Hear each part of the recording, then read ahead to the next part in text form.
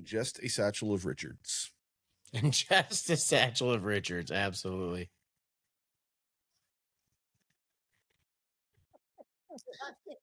Oh, boy. There they are. I went straight to recording. Apparently, that was the real picture, and then Photoshop. Did they know we're tuning in? Tool bags over here. Did you message them? I'm going to message right now in the chat. With that. But it was still that made for a solid story. The payoff was still just the as puns good. in that were fantastic. Yeah. Hello from the All Angles podcast, says Obi John. Hello. Hello there. You can take that story if you want, John. I'll send you the files. I know that your fans would really they would love it. So the second now, would you rather for this? Would you rather go viral for a picture that's fake, but everybody believes it's real no matter what you say, or have an amazing picture that is real, yet everybody believes it's an AI deep fake? So, Woody, what would you rather do? Hey, everybody thought our tuxedo photos were real. I'll take that. Powell, what would you rather? Let's do that one all I'll go day. with the first one. Who gives a fuck? Everyone's like, damn, John cleans up nice. No, he doesn't. Cookie does AI nice. I take the second one. This isn't even a bad part of it. I mean, well, the dildos part of it. John says, pass. Me and Cookie are doing a live look-in. What's a live look-in? They're just is Cookie in here right now? I don't Is know that if what he's Cookie's saying? here or not. I haven't seen him in here. It was kind of funny what Cookie said on the podcast the other day. He's like, I never knew how much of a prude I was until I started watching that show. Oh, yeah? It's true. Jeez, I think that's a compliment. It is. Yeah, We talked about it a lot. It was pretty awesome that John and All Angles had me on the other day, like I said, but we talked about Podcasturbate a lot, put up the logo, and it's good. You should have told me to get their logo. Yeah. I could have got the picture of John that's only like Oh, this the tall. mini John. Yeah, you got to listen to that one because there are some great short jokes in that one. I do. We got some good news from Heather here. She says, sorry, I had to leave for a minute. My mom called and my uncle was battling lung cancer. And after having surgery and chemotherapy, he's now cancer-free. Oh, very nice. That's awesome, Heather. Something good out of the show. Holy shit. We got awesome, amazing. Yeah, My typos are bad, but holy cow, Adam can read. We got Coach Cook, welcome there. Yeah. Yep, we know. He goes, what? Yep. What's up, Cookie? Texas hockey coach. And the sheep the convenience of the Still hear it. Well, everybody. We tried to tell you. That was tame. That was like the most tame. Honestly, I don't even know what part of that we're going to use for this. So whatever part you see, I promise it's way worse. But those guys are actually they're all really great people. Like I said, Woody had his own radio show for a while, from what I understand. Troy actually has a good voice for this. Troy's voice actually sounds like he should do this. And I'm not saying he has a face for radio. My mom used to tell me that all the time. It's very mean. But yeah, that's the Podcasturbate fellas all the way up there in Michigan. And holy frick, that was that. So, but now we are back to our regularly scheduled programming. Yeah. And Cookie and I are all hockeyed out for our main topic today. Shocker.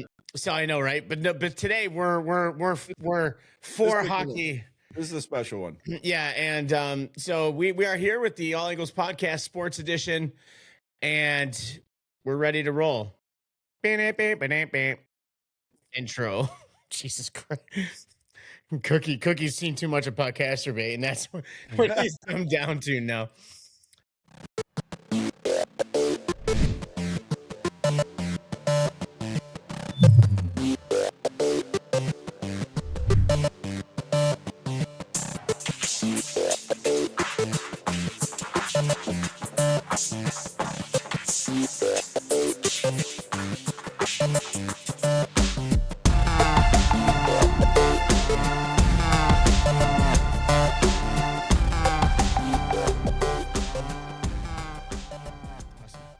So we are now, I mean, I think the women's hockey started today, correct? Tomorrow. Well, wait, sorry. We're recording this on Wednesday. So tomorrow is Thursday. So yes, it's starting yesterday. Holy crap. February 5th is the day the women's games start. We're recording on a Wednesday. This comes out on a Friday. So it came out, the tournament started yesterday. And it's kind of crazy because like, so for the Capitals, I know the Capitals, a bunch of the teams have games tomorrow, and I think like for us, Martin Ferravari, Tom Wilson, and Logan Thompson basically got to get on a plane and head right over to Italy. Yeah, I think the men, the U.S. men and the Canadian men start on the 12th. The actual men's games, which will include a lot of NHL players as well, start on the 11th. I know I read a story somewhere where not everybody is going to the opening ceremonies, but a handful of guys are, including, as we talked about a lot, my guy, Jeremy Swayman, is planning on being at the opening ceremonies. So along with a few other guys, but yeah, it's coming up, man. The NHL's literally days away from shutting her down for a bit. I have a 20-day break is my break. I don't know if there's any away games when they come back before we kick back up, but I mean, we got a 20-day break for us.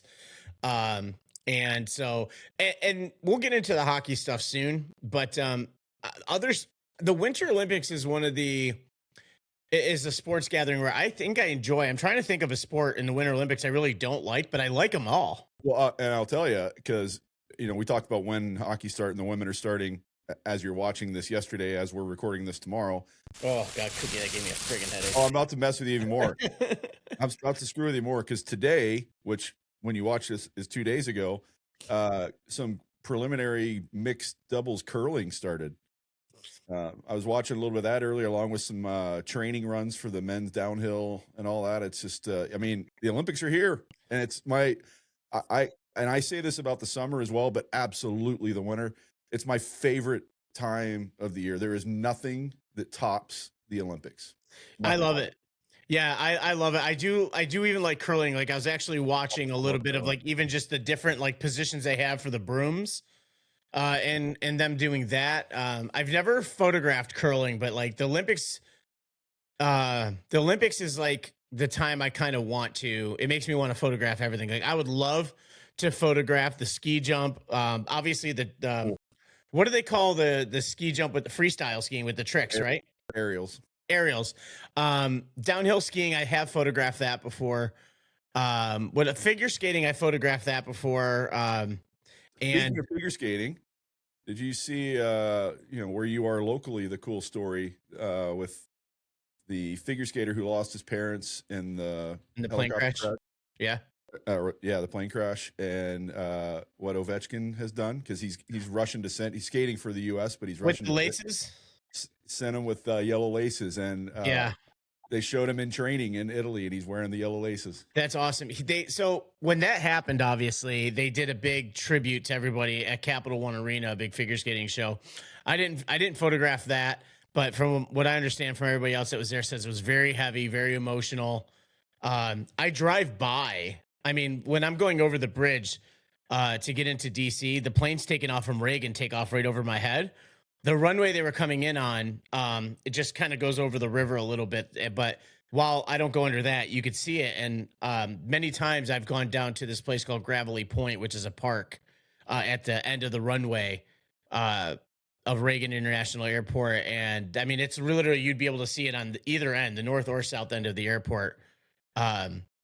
So it's kind of a crazy thing seeing I've been down to that spot so many times, and people are still finding some kind of debris that washes up on shore. So anyways, Ilia Malinin, and I'm butchering that name, and I do apologize. I don't mean to, but he's the figure skater that OV gifted the yellow laces to, and he is wearing them. I'll be curious, excuse me, if he'll wear them during his program. I'm sure he wants to, but obviously there's, artistic factors to that based on what his costume is and all that. I hope he does and just says, screw it, I don't care. I'm going to wear him because it's a cool story. So, I mean, to be gifted laces by a guy like Ovechkin, and for Ovechkin to even like think of that and to do that is pretty great because, I mean, obviously figure skating is huge in Russia as well. So it's, he grew up surrounded by it, but yeah, that's actually, I did see that. I didn't realize his connection to the plane crash. Yeah, both his parents are figure skating coaches, because obviously it was a huge contingent of figure skaters on that plane. Oh yeah. And both his parents are coaches that were on the plane returning from competition and passed away sadly, like so many others. Yeah. and it was definitely a heavy time here when that all happened. But and last I heard on it, I can't verify this right now, but I did hear that they've stopped all helicopter traffic in that vicinity around the airport. Yeah, that's my understanding as well. But I mean, So not to get all into this story, but who knows yeah. these days. Yeah, I mean, I still see it. There's helicopter. I mean, like I said, I'm 15 minutes from Quantico. There's 2 Army bases right by me. There's obviously Andrews Air Force Base, which is right in Maryland, where the president takes off of out of time. There's helicopters all over the place here, all the time. Let's not even talk about the FBI van that's parked out in front of your apartment, listening to everything we're saying about it. Honestly, I think they gave up on me. I think they're just disgusted with me at this point. They're like, there's no crime, but this guy's gross.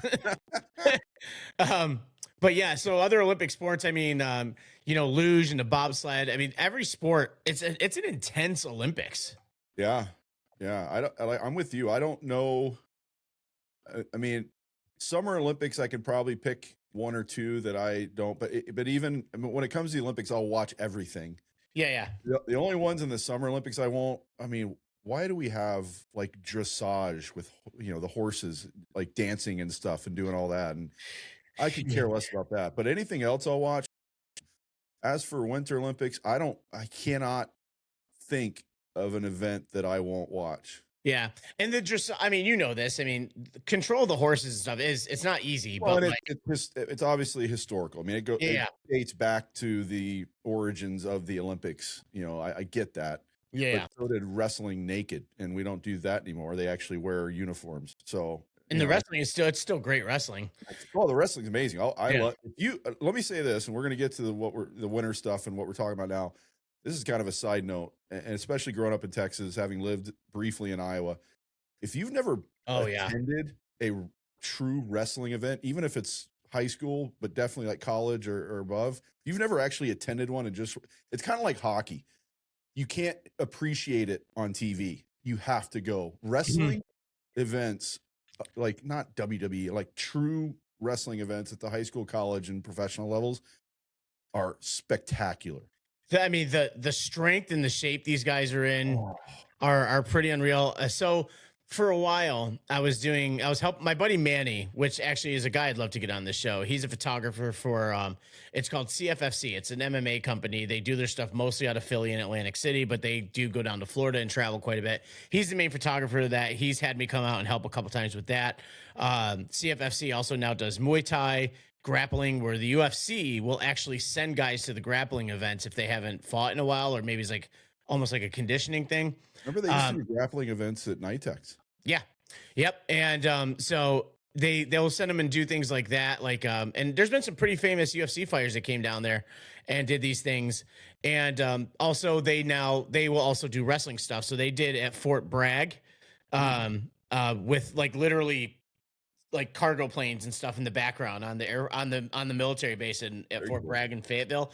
And I actually, the last time I was in St. Louis, I was there because they did a big college wrestling event at the theater that's attached to Enterprise, which it's a gorgeous theater there in St. Louis. I can't remember the name of it off the top of my head, but like they did it up on the stage and everybody in the seats and stuff. And let me tell you, man, it was like this, and it was like top level college wrestling teams, and like I think one guy actually should be in the next Olympics that was on one of these teams. Yeah, that's fun. Those are special events. Yeah, those are cool. But yeah, Winter Olympics. Yeah, man, I'll watch it all. The only thing I remember back in the day, I think this is the one thing I'm glad they don't have anymore.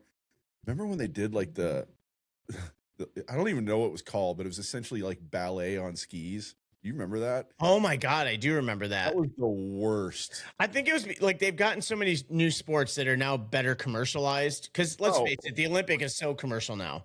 Well, yeah, and when once X Games hit and they were like, yeah, we've got to include this in the Olympics, that's become arguably the biggest thing in the Olympics. It's awesome. It is awesome. Figure skating is always one of the elite things at Olympics every year.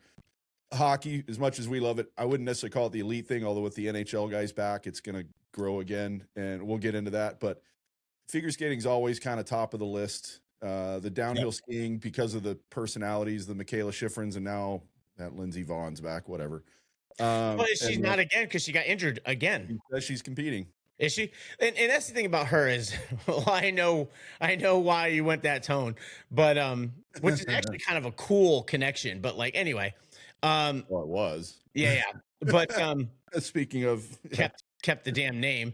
But but the thing is like I feel like she's always hurt. So like and it's not like they're fake injuries. I mean, in skiing, when you're hurt, and you can get some nasty injuries. She has in this scenario, and this was during a training run. So while she was there, like just days ago, she blew out her ACL, I think, and her meniscus is all messed up. I think that's where she got airlifted, right? Yeah. And, so, and you know, I kind of take that with a grain of salt because where they are in the side of the mountain, you kind of have to do that. But it's either that or you just mob put them on the sled, like when you're going to Keystone or something. Put them on the sled and just push them and let them rip. Well, but no, and I will give her credit. You know, she says she's going to compete.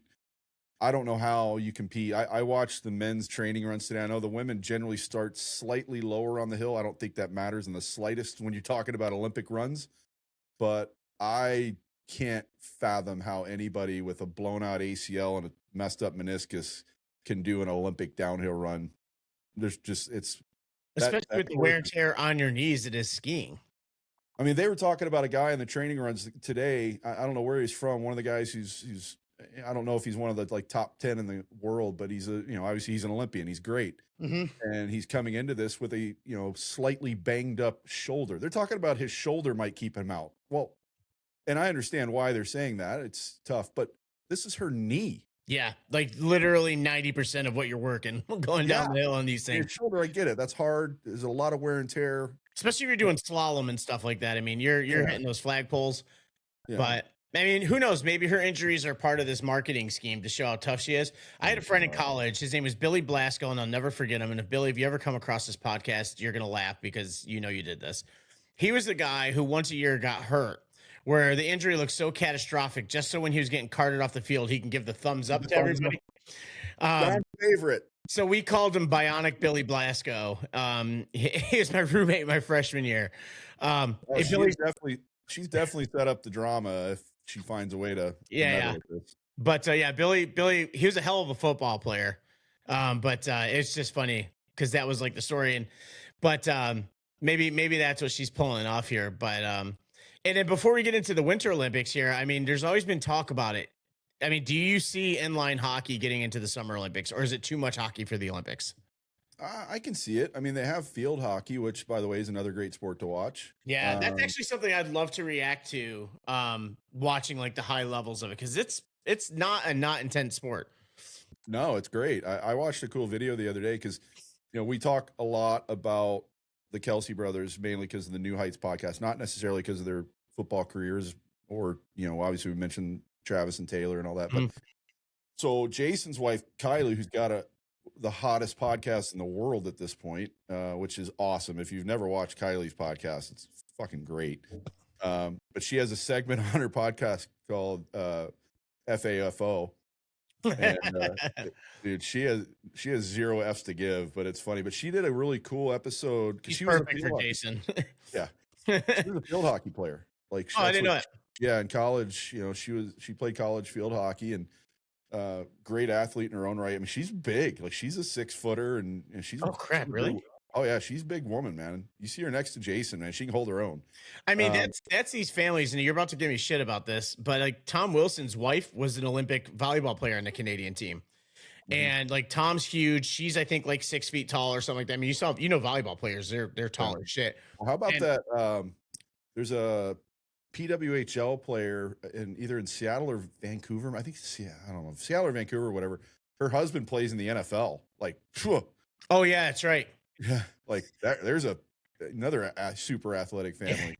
Yeah, Tom and his wife had a kid in the last couple of years, and like as soon as the kid was born, I'm like, all right, which Olympic sport is it already on the team for? Yeah. But we talk about the Hughes brothers and my connection with their mom from back in the day, Ellen. Ellen was a ridiculous hockey player, played at UNH, was on the U.S. women's national team before it was an Olympic sport. And their dad was a high level. I think he might have played NCAA hockey. He's still, well, maybe he's not now. He was an NCAA referee for years. I think he did pro a bit as well. another great athletic family, and they've obviously, brought forward 3 pretty decent hockey players. It's not because I just found out, actually, speaking of Ellen and Winter Olympics, I didn't know this till she posted something on Facebook about it, and I paid a little closer attention to the photo, and I'll try and post it as we're doing this. But she's actually part of the staff for the women's team this year. That's awesome. Which is badass. But yeah, it's another uber athletic family, man, and yeah, it's cool to see she's a part of that, and the boys are doing well as long as Jack and Luke can stay healthy, and Quinn seems to be liking the trade so far. And as much as speaking of trades, actually the only trade they compared to the Hughes trade so far is you saw Panarin's off to LA, so I'm sure Jeremy is just Jeremy hadn't heard. I texted him, and his pants are on fire right now. He's so excited. They got Rangers got nothing for him. Nothing. Which goes to show you how the Rangers just do not value their players. Well, I think there's more, there's obviously reports out there that there's more to the story. Is they wanted him out of that organization for things that at this point are rumors, but who knows? I'm not for us to get into and risk getting ourselves in trouble. I'm saying nothing. There's another massive story in the hockey world that came out today that we're probably going to have to hit in the next week or two, just to stick in the. Oh yeah. Massive. I just saw that. Story. That's one of those ones where it's like it's almost too early to put it out because they don't even have real details yet. Yeah, but it's if even part of it's true, unbelievably stupid, unbelievably sad, and what a waste. I'm just hoping it's not true. And we're just gonna leave it at that. Anybody who follows hockey even a little bit, even if you've seen hockey once, you've heard this story today. It's that big of a story, but it's huge. Yeah. But yeah, Olympics rolling around. Cookie and I both American guys. I'm openly saying I'm rooting for Team Canada. Yeah, I'm kind of torn. I'm wearing the USA hockey shirt because of what we're talking about today. I don't want people to sit here and think I'm not a fan of my country. That's not it. There's other factors involved with it. I'm not a huge, I guess we can get into it. I'm not massively thrilled with the picks for Team USA this year. There's been a lot of controversy on it. I mean, and I do like Bill Guerin to a point, not completely, but to a point. I think there was some things missed here. And again, people can say all they want. Yes, I'm from Dallas, born and raised in DFW. I'm not a Stars fan. John knows this. Doesn't matter. Jason Robinson should be on the damn team. 100%. That guy is such what a are we doing? What the hell are we doing? It's funny because there were some controversial roster moves with Canada, but with the Canada ones, you could argue all day on it, and you're like, well, okay, I get it. And the biggest one, Sam Bennett's now on the team. He's now there just because for Cirelli. Yeah, for Cirelli's injury. And that's, Canada's just so stacked. I'm rooting for Canada because of Willie and Logan Thompson, especially with the huge snub, especially for Logan Thompson he got from the Four Nations tournament, which, can you call it a snub? They still won. Yeah. But I'm obviously rooting for Swayman. I'd be, as much as I'd love to see it, I'll be shocked if he sees any ice at the Olympics. Oh, with Hellebuck? Yeah, I don't even know where he is on the depth chart, if he's 2 or 3 at this point, because one thing the U.S. does have is goaltending. But so does Canada, frankly. Which the tables have turned, because for a long time it was like Swedish goalies and Finnish goalies that were like top tier, and the Russian goalies, obviously. Yeah. And let's just, I think we've even shortly mentioned one time about if Russia was in this tournament, they would be a very scary team. Someone posted a potential like depth chart lineup for Russia. Ovin's on the third line in that depth chart. It's freaking insane. Yeah, it's horrible that they're not playing. And and what's funny is the other controversy that's out there about why they're not in it is people still think it's doping, but it's nothing to do with that. It's the political issues. But yeah, this I'll be rooting for Tom and Logan. I'm rooting for Slovakia too because of Farivari. Maybe I'm going to clarify what you're saying, because this is where I'm at. I'm not necessarily rooting for or against Team USA. I'm rooting for individuals, and obviously number one on my list is Swayman. I know him. I coach him. We've beat that horse to death. I'm obviously rooting for him to get the medal. And then there's some other guys I like out there, but other than that, no, I don't. I just want to see, another, not the fights obviously, but another, that Four Nations was something It special. was so good. Take away the dumbass fights, because I don't care. I mean, I'm not a fan of the Kachuk brothers. I've said that. Yeah. I liked the fight for what it did for hockey. Well, it gave it national recognition from outside the hockey world. I get that, but it's not like they could fight the Olympics anyway. So there's the U.S. team's still using that as like, we did this and this and this. You lost the game. Yeah.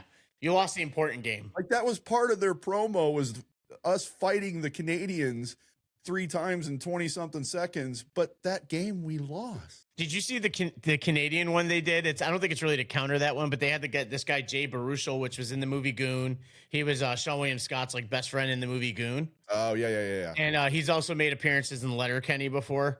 But it's him talking to the locker room, and Crosby's in there, and a bunch of other like random people. It's pretty funny. Did you see who's doing promos for Team USA? Who? The very Canadian Tate McRae. Oh, I did. Oh, I saw that because Biz is like, there's been a breach. Yeah, what are we doing here? He's been compromised. Well, what did you say, Cookie? You called it when we joked about her being on a date with Jack Hughes. Well, yeah. So she's an incel, but yeah, it's still going to be awesome. And then like basically the Dallas Stars are Team Finland. That's been a ongoing thing for many years now. You know who did that originally were the Edmonton Oilers back in the day with Esa Tikkanen and Jari Kurri and all those guys. They were like the guys that had the Finns coming in every year. Did Tikkanen play for the Oilers? I remember him playing for kidding me? That's Winnipeg. Oh, because he was on Winnipeg too. Well, he was on the Rangers. I mean, he kind of followed Gretzky around after a while, but yeah. But no, he was an Oiler. Yeah. Oh, I don't remember that. Yeah, I mean, yeah. Do you remember the documentary "Boys on the Bus"? Oh, that's right. Oh my God, I actually totally forgot about that documentary.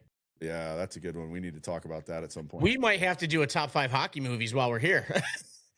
Well, I mean, we could do top 5 hockey movies and top 5 hockey documentaries, because that's. I mean, and it's one we'll actually agree on. We can't put it in order. We're terrible at putting it in order. Yeah, I don't know that I could. Yeah, I don't know that I could. Putting it in order, no. It's just too much. I just know Mighty Ducks does not make my list. No, it won't make mine, most likely. Yeah, no. And I think we talked about this. Is because like this is where call me whatever old version is. It's not good hockey. Like the way they are, like him taking the penalty shot with no helmet on. It's like, give me a break. Like I get so annoyed. Isn't he also on the bench, or was that Adam Banks? That's Banks on a breakaway. Yeah, Just turning himself on from the break. He's on the bench celebrating himself. Yeah. He switched hands. He was a lefty and a righty in some scenes. Charlie Conway was. I mean, Charlie Conway was a stud, man. What do you want? But so was I mean, Gordie Howe was ambidextrous. So was Dean Youngblood. Remember when they showed him as a little kid, he was one hand, and then when he's up playing for the Mustangs, he was a different hand. Stud too. Come on. I mean, honestly, still, you and I will sit here and be like our favorite hockey movie. Yeah, and which also, again, we're getting sort of off topic, not completely. We're still in the same realm, but we're gonna have to review the new one. Yeah. I'm excited to see it. I'm just glad more's happening with hockey. And I haven't watched Heated Rivalry.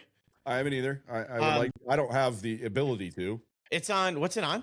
HBO. HBO. And I don't know if I have that. And I've heard nothing but great things about it. I don't know about the hockey.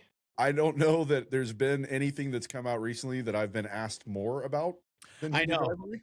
And again, I'm all for, and this goes for any sport. If you put out a show that's about any sport and it drives attention to the sport, that's what I loved about Ted Lasso is it brought like international soccer on the stage. And so many good messages too. Like, oh God, so many. Like, that's arguably like the perfect show. I don't know if it's the same person or if they share writers, but there was that show and the movie Shrinking with Jason Segel about their therapist, and like their therapist, they actually work as therapists and they're helping people. Other than Jason Sudeikis, one of the primary writers for Ted Lasso is Coach Beard. Yeah. And then someone told me there was somebody in the movie Shrinking or in the show Shrinking that works on Ted Lasso. I don't know if that's true, but both of those shows are hilarious and they will make you cry in the same. Ted Lasso is also one of my all-time crushes, and a more recent crush. Which one? The owner? all-timer, the all-timer is Juno Temple, who was in year one when I first discovered her. You know what's funny? But Hannah Waddingham might be the most beautiful woman on planet Earth. That's the owner, right? Yeah. Oh, and she's phenomenal. Have you heard her sing? No. Oh wait, yes, I have actually. She sang at a thing. Well, she sang on the show, but she's a classically trained. Yeah. Singer. I have heard her sing. And then I didn't realize that was Juno Temple. That's Juno Temple, yeah. Holy crap. You know, it's funny because the whole time I'm like, why does she look so familiar? Yeah, that's Juno. But yeah, year one, we watched year one together. I think. And I fell in love with Juno Temple in year one, and then she was on there. I'm like, oh, I love her. That show was hilarious. Year one was actually really funny. Year one should have been on one of our lists. Go figure. But yeah, obviously with the whole hockey theme today, I mean, I'm wearing Johnny Chavo's hat. That Cookie will not let me. I'm wearing my Check on Your Teammates violent gentleman's t-shirt. Cookie's got his Northwood hat on where he played hockey and obviously his USA hockey stuff. I'm sure if you went through Cookie's and mine's closet, a solid majority percentage of stuff is hockey related. It's just, I mean, when you've been in the sport since before you have actual memories, it's gonna accumulate. And 75% of my clothes at any given time are related to whatever team I'm coaching at that given time. You know what I don't have anymore? I don't have any more New Mexico Renegades. I don't either, and that's intentional. Yeah, exactly. I don't have anything from the Wisconsin Wilderness either, and that's because they had nothing to give. I have nothing from the Brahmas. I have nothing from. Yeah, I guess. You know what I wish I still had? I wish I still had my hoodie from the Brahmas. That two-tone hoodie with the big logo. No. I love that hoodie. I don't know where the hell that thing went. I think the only teams I still have stuff from, there's still a few Missouri State things in there for two reasons. One, I'm still around here. Two, I ended up graduating from there. As my diploma behind me. But I've got stuff from the Pikes Peak Miners still sitting in there. That might be it. I mean, Northwood's different. That's where I graduated. And as I've said a million times, where I plan and hope to be someday still. We're going to have probably in the near future. In fact, I'm going to reach out to him probably the next couple of days. One of my former teachers, John Spear, we're going to have him on the Tuesday show at some point to talk about a new. He's still at Northwood, still teaching, or I don't even know if he's teaching, but he's still at Northwood. He's still a staff member there. He's doing some college guidance stuff, but he and some other Northwood people have got a side project going on about college guidance as well. So we'll get him on, but. Yeah, Northwood's a big part of my life, and the reason I'm still bringing up Northwood now is because it absolutely 100% relates to what we're going to talk about today. Yeah, it's honestly, I'm shocked. I think you do see some school merchandise pop up in the documentary, and then obviously I didn't notice that in the crowds and stuff like that, like somebody wearing a jacket or something, and then they obviously show the front of Lake Placid High School because it's on the faces the oval right there. It's just, I mean. What better setting do you need? Oh my God. And like, honestly, we played Lake Placid High School when I was in high school. We played against them in state finals. I think they were our second to last game. And even then I was like, oh, that's kind of cool. It's Lake Placid. But for the non-hockey people that drifted into this is not about Lake Placid in Florida with the killer alligator. No. This is about Lake Placid. Even the non-hockey people know it is the home of the 1980 Olympics. Where the U.S. beat the Russians, and it was the impossible game to win. Then, honestly, the "Do You Believe in Miracles" was coined by Al Michaels, and on the 30th, I think it was the documentary about this came out, and I've read so many books and seen so many documentaries about it. The 35th documentary. 35th anniversary. 35th anniversary, yeah, and this one was done so unbelievably well. I started watching it and I was like, oh, I'll finish it in the morning because I had to go take my car in today. And I was like, I'll watch the rest of it when I get home. I couldn't, there was no turning it off. And the cool thing about this is seeing the guys in it. And I told Cookie this before, and I don't remember if I said it on a show, but the craziest sentence I've ever had said to me in my life was by Mike Ruzioni. When I got to meet, it was Ruzioni, Vakota, Rob McClanahan, and I can't remember. I have the pictures. I'll post them up here. They were at the Capitol building doing this stuff with the Stanley Cup, and they had their Olympic gold medals with them. And I had the picture of that with the cup. And when I got to meet Mike Aruzzi, first of all, the whole time they're like, yeah, the MOI guys are coming and they'll be here soon. And I'm like, I don't know what that means. We're in the Capitol building. Like everything is an acronym there. Right. Exactly. And I'm like, and I'm just there. Yeah, exactly. And so like anytime the NHL brings the Stanley Cup to the area, I go with it, and they always go to whatever department, like for whoever won the Stanley Cup. So like obviously they brought it to the Florida people. And so I'm just in there, and he keeps saying the MOI guys, the MOI guys. I'm looking around. I'm like, everyone's freaking out about these MOI. I'm like, who the hell are the MOI guys? I look up, Mike Aruzzi walks in, the most recognizable guy out of the group. And I'm like, oh, MOI guys. And so I meet Mike, and I'm wearing actually my one of my Capitals quarter zips. And he's like, oh, do you work for the Capitals? I'm like, yeah, I'm actually one of their team photographers. He's like, oh, he goes, tell TJ Oshie, Mike Aruzzi says hello. And I'm just like, I looked at him. I go, Mike, you have to give me a minute to process that sentence. Right. And I'm like, no point in my life did I think that Mike Aruzzi, Olympic hero against the Russians, scored the game-winning goal, would say, hey, I need you to say hi to another Olympic hero Right. that plays in the NHL, and I have the connection to make this sentence come to fruition. Yeah. And when I finally got to tell TJ Oshie, I told him the story just like I just told it now. TJ Oshie just starts laughing. He goes, that's crazy. Yeah. He goes, you're right. He goes, if I were somebody who grew up like watching that like myself and it wasn't me involved, he goes, I would think that's an insane sentence. And I'm like, it's nuts. I'm like, why is Mike Aruzzi having me pass a message to you?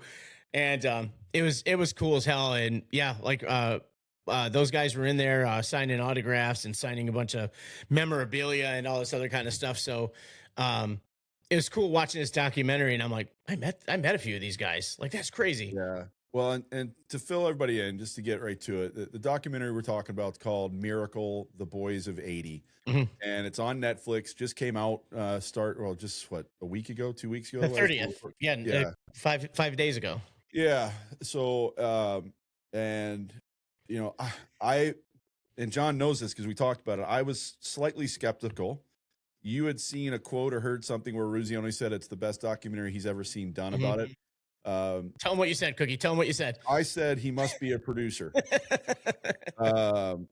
Which is a fair follow-up. Yeah. And so because the only reason I even said that is because back in 1981, a year after the Olympics, HBO had the most famous up until now, although probably still would rate up there, documentary about what happened called Do You Believe in Miracles? Yeah.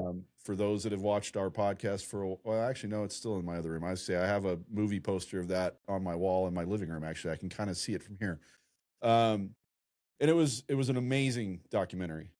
But this one, and there's another third documentary I've seen that I want to discuss as well, because I think it ranks up there with one of the best ever from a completely different perspective.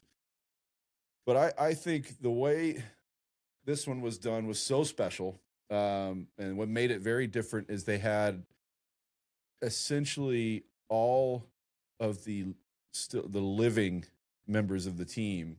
I didn't even realize a couple of the guys had already passed away. And like that actually, like, because up to this point, to cut you off quick, is like the most popular thing is the movie Miracle. And obviously everybody knows that Herb Brooks passed away. Yeah. But, you see at the end, they show like what the guys are doing and who the real people are and like their jobs now. None of them were deceased at the time the movie came out. So now seeing that a couple of them are, you're like, oh. Well, when Miracle came out, some had already passed, because there was one or two that passed quite a while ago, actually.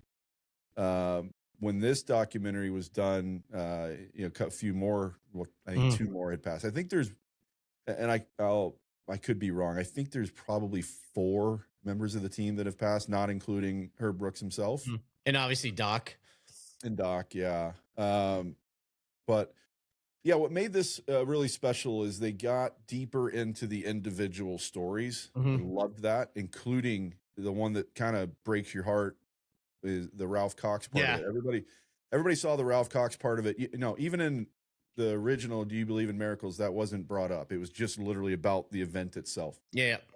In the movie Miracle, the Disney movie Miracle, Said a little differently where it happened, but yeah, but they had Ralph Cox's kind of story, and when you hear the real Ralph Cox in this most recent documentary talk about it, they kind of nailed it in the movie. They did it perfectly, and oh my God, the name of the guy who played Herb Brooks in the movie, Kurt Russell. Kurt Russell. How distraught he was having to do it. They played it all. He did it just as real Ralph Cox described it. Yeah. And for those that don't know, you have non-hockey people that watch our show. There was multiple reasons why he was so distraught. Number one, that's just a hard thing. John and I have coached. Anybody who's coached and you're making those cuts, it's not an easy thing to do. It's incredibly hard to do. But also, Herb had been that guy. Yeah. I mean, that very guy. He was the final cut for the 1960 U.S. Olympic team that went on to actually win the gold medal. He was Ralph Cox. He was Herb Brooks' statement. His dad had the biggest whipping an ass, like just threw your ass under the bus comment. Well, it looks like they cut the right guy as they're watching them win the gold medal. Like, I mean, how do you even respond to that? Well, I mean, Herb found a way to respond 20 years later, but yeah. I mean, it was his mission that's what set the mission. Right. Yeah. And I just really, there's a lot of things to get into about what was great about this particular documentary. I just loved, compared to some of the other ones that have gone on, the individual stories. And they didn't go through every single player, but they went through a lot of them, and they're kind of individual stories. And it was really, really special. They the part that I love the best is they had footage of the families, like during and watching and seeing their faces, watching their families. Yeah. It Callahan's dad. Yeah. Okay. OC's dad. Yeah. What a chip off the block. Didn't even have to tell me that was OC's dad. No, what a chip off the block. And then like the Ruzioni's, they talk about Ruzioni's whole family, but like his sister. Oh my God, I know. They couldn't pull that family can't pull out of a driveway. They had like what, 16 people in that house or something? Yeah, it was like 18 to 20 because there was like 14 kids. And then the 6 and adults. Then like 6 adults. Yes, 20 people in a 3-family home. But the best part with the Ruzioni was talking about the $75, how he went to pay it back. And then the guy he like raises his fist to when he sees him in the crowd is his uncle. I mean, just like, and it really just goes to show you how important the supporting family around a player is. It's never a story. And I say this about anything in life. No one accomplishes great things alone. Not one person does it alone. And these guys are all tribute to that. The player that I felt the hardest for was Janicek. Yeah. But as he said, he won the Olympics. Yeah. Well, he got the girl. He got the girl. It was almost like Goodwill Hunting. He got the girl. He got the girl, and they won the biggest game in the history of sports, but he got the best prize. Yeah, he got the girl. But I mean, just imagine being the workhorse for your coach, going to play for him again in the Olympics, and that when he said he heard him, he's like, and we're spoiling so much of the documentary, but go watch it. It doesn't matter. By the way, they won. Yeah. Spoiler alert. Don't even get us started on the Titanic. But Janicek was talking. It's just like he heard Herb on the phone. He's like, yeah. He goes to beat this team, you got to have the best goalie. And then he's like, it was a TV interview. Oh yeah, TV interview. And he's like, to win, you got to have the best goalie. And he's got all excited. And he's like, and I think this kid Jim Craig is our guy. There's just like. But the whole thing's great. I love that they had him sitting on the bench, watching the video stuff. They just did something up at that arena as well, where they actually showed it. Well, that was awful. They just showed the game, I think, right? They did the hologram thing. Oh yeah, and it was awful. For younger people, it has to be cool because I mean, they weren't even like NHL '93 holograms. I love that. And I don't want to rip people too much because it's entirely possible that someone I know was involved in setting that up because he's now works, for the Olympic Authority up there. But yeah, no, it was pretty bad. I've seen a lot of clips of it and it was just pretty bad. But no, that, like you said, having the guys on the bench was really cool. And looking up now they have, they've finally about has it been 5 years ago now? They finally replaced the old scoreboard that. Yeah. I think I told you about it. I think it was like 2018 because I remember I was there shooting ECACs, and I think I sent you a picture so it's not the same scoreboard. Yeah, because they still had the original scoreboard up until, like you said, about 7-8 years ago, whatever it was. And, same, as I talked about, going to school at Northwood up there in Lake Placid. That was my home rink, and so that was the scoreboard I used for 3 years. What a flex! Yeah, I can't flex too much, honestly, because your knee. I spent more time. There's actually 3 sheets of ice there. Mm-hmm. The 80 Olympics were the second Olympics Lake Placid had. They had the 1932 Olympics, the 80 Olympics, and then there's a third sheet of ice in the back. They used to call it the USA rink. I don't know what it's called now, because originally the main rink was called the 1980 rink. Now it's the Herb Brooks Arena. Yeah, but the other rink, and they have the 32 rink. The 32 rink is my favorite. I love that rink. That's my favorite sheet of ice in that building. People don't realize there's a ton of seating in there. Yeah, and well, they renovated it recently too, so it's better. It still looks the same, but they've opened up more. Well, I was there, not everything was opened up, and when I was there, we're talking early 90s, so we're talking before the 80 Olympics is when Cookie was there. Shut up.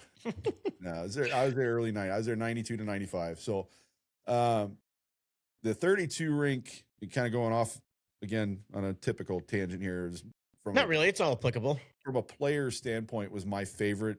Because one of the things I was told when I was there, whether this is true or not, I like to think it is because it makes sense. Because back then, anyways, that was a huge training ground for a lot of the Olympic figure skaters. Now they're kind of all over the country these days, in Colorado and California and Texas. I was about to say Texas has tons of them. Yeah, but a lot of the Texas skaters that still represent, like Amber Glenn, who's a favorite to win gold at the Olympics this year. She's from Texas. My parents used to work with her skates and stuff.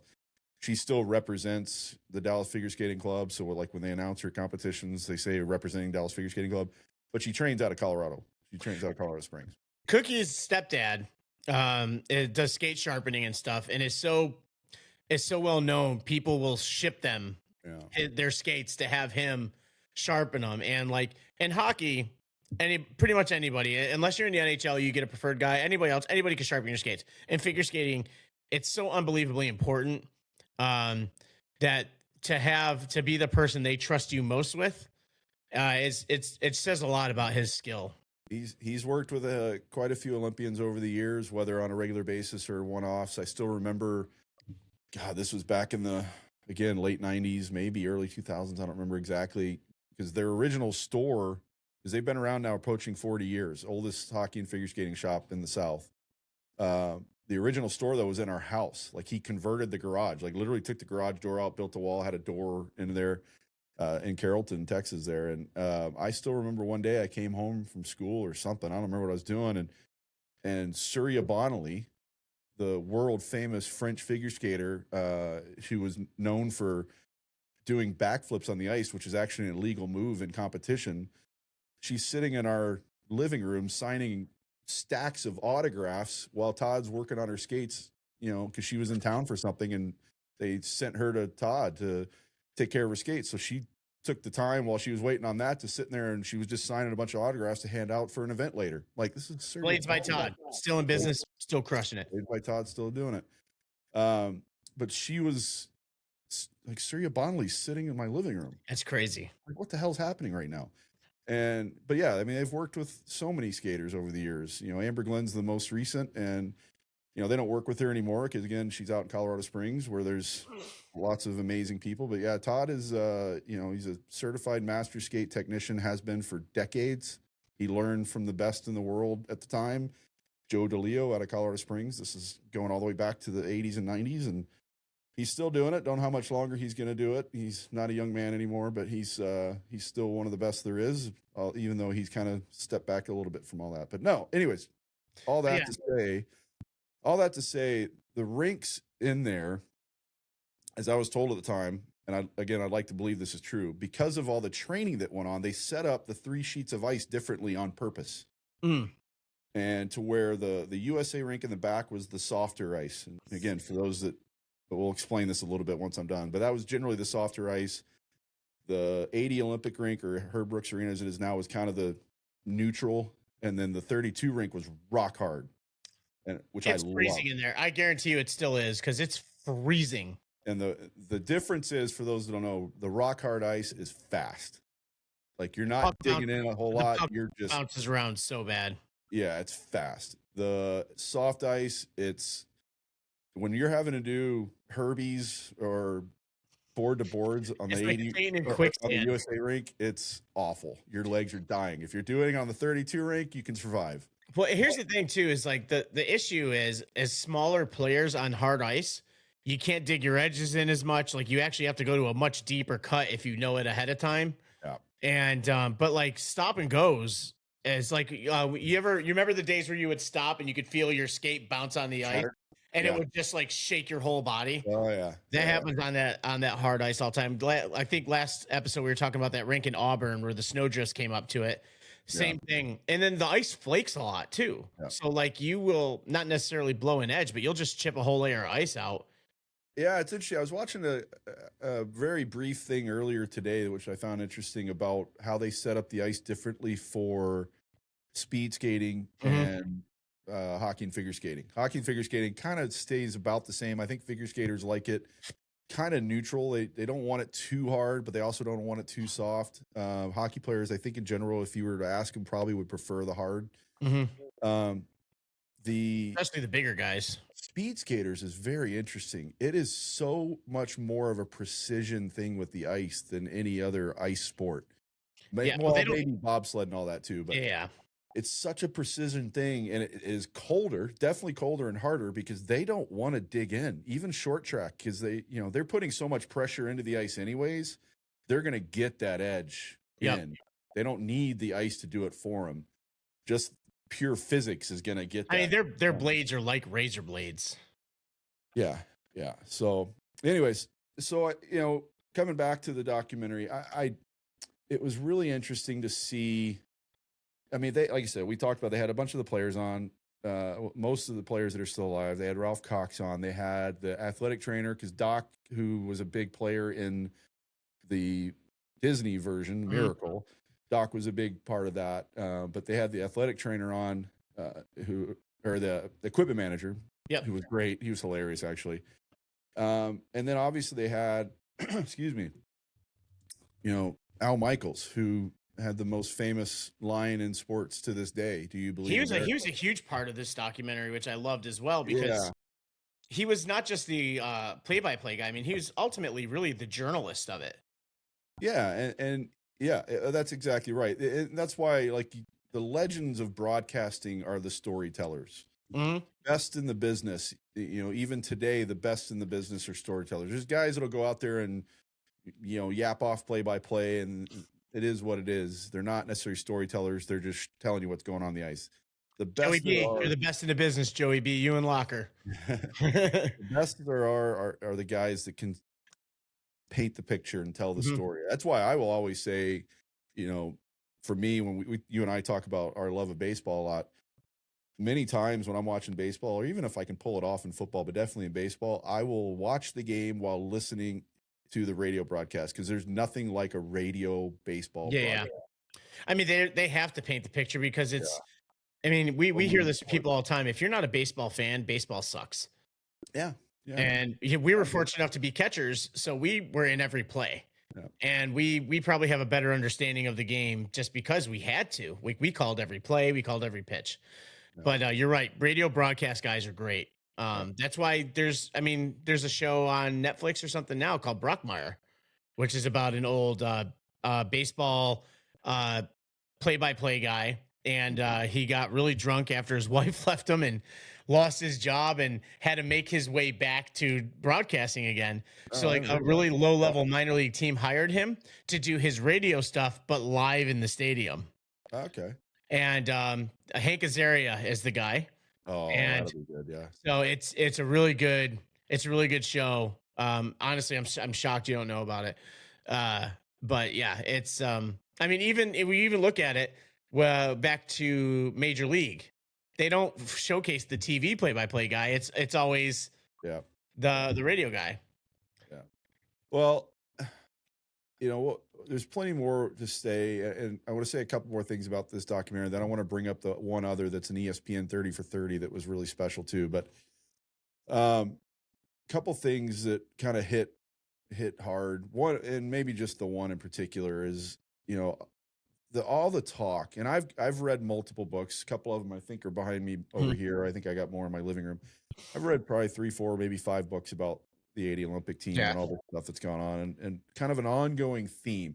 One of the things Disney tried to do is kind of humanize Herb Brooks a little more than he probably was in real life at the time. They even talk about that, yeah. Well, that's where I was going with it, because they show the Christmas party where he's goofing, laughing and joking with the boys, all that, and then towards the end of the documentary, there was a conversation about they wished they had a chance to talk to him later in life, just to get to know the man, to finally connect to him. Yeah, to get to know the person, the man, not the intense coach that was doing everything. Everything had intent, and the intent was, I want them to come together and have me as the common enemy, so these guys from Minnesota and Massachusetts don't kill each other. They're going to come together because they don't like me. The thing they did a great job about is they really did not, the stuff that was in the movie Miracle that was accurate, they didn't talk about that at all. You notice, like, anything that was in there was actually pretty accurate. They didn't really talk about that much. The stuff that was, one that surprised me that they did talk about that was accurate was the McClanahan thing when he got injured in the game, and in the locker room scene where he kind of got into him and basically called him a candy ass and told him to take his stuff off. He wasn't a hockey player. Nailed it. Yeah, that was that one. But the other part that cracked me up the most was in the Finland game when Brooks sent in Craig Patrick into the locker room, and the assistant coach, and they sent him in there, and they're like, "What are you doing in here? Get the hell out of here!" And the guy goes, "Great, we're not losing this fucking game." It was just funny how he sent him in. They already had it. Yeah. No, but to finish the thought I had, so they had talked about, they wish they had gotten to know him, later in life to know the man. And that's when I believe it was, oh God, who was it? I can't remember which player it was that had this letter that he had received. I think that was Coxie. No, I think it was Ken Morrow. Oh, was it Morrow? Coxie wasn't with the guys on the bench and all that, and then the that's right, because he read it in the locker room. Yeah, he read it in the locker room. He went into the locker room, and I think it was Ken Morrow actually. And to be fair, a lot of these guys look really similar now in their older ages. Yeah. So Kenny Morrow, he received this letter, and it basically was, it was pretty much, it was from Herb. Yep. It was Herb Brooks, basically saying the same thing these guys had said. Honestly, if you didn't, I was about to say, if you didn't choke up on that, you're a demon of a human. Yeah, basically telling, to paraphrase it, how much he loved them, how much he respected what they did, and he wished he had gotten a chance to tell them that. He sent them that 2 months after the Olympics, or a few months after the Olympics. So it was like, it weighed on him heavily. How much do you think? Because Herb's son and daughter are part of this too, and they talked about he was that intense at home as well. Yeah, but he was also a fair man, a decent man. But he was hard. I mean, he was not an easy person to live with, but he was fair. Yep. The small part in the movie Miracle, I think, that represented that is, remember when you got the call that he was hired in the movie Miracle, not the documentary. He got the call that he was hired to coach the team. He was playing not bubble hockey, but like the open. Remember that old tabletop hockey? Tabletop. Oh, best. He's playing that with his kid. Yep. And like he's like, this isn't over. Like he like it's like a small thing of like, he's sitting. I think, and understandably, I mean, first things first. It's a Disney. Yeah. So they tried to humanize him for sure. I mean, they kind of had to, or else he would have been no different than who's the Russian coach? Yeah. But and so let me move on. Speaking of Russians, and we can come back to the documentary and get your thoughts too, because there's another one, and I don't know. I think you've seen it. I think we talked about it, maybe not. Another documentary out there that I highly encourage everybody to go find. It'll be on the ESPN app. It's a 30 for 30. It's called Of Miracles in Men. Mm-hmm. It is spectacular. Yep. It's a totally different perspective. It is from the Russian perspective. Yeah.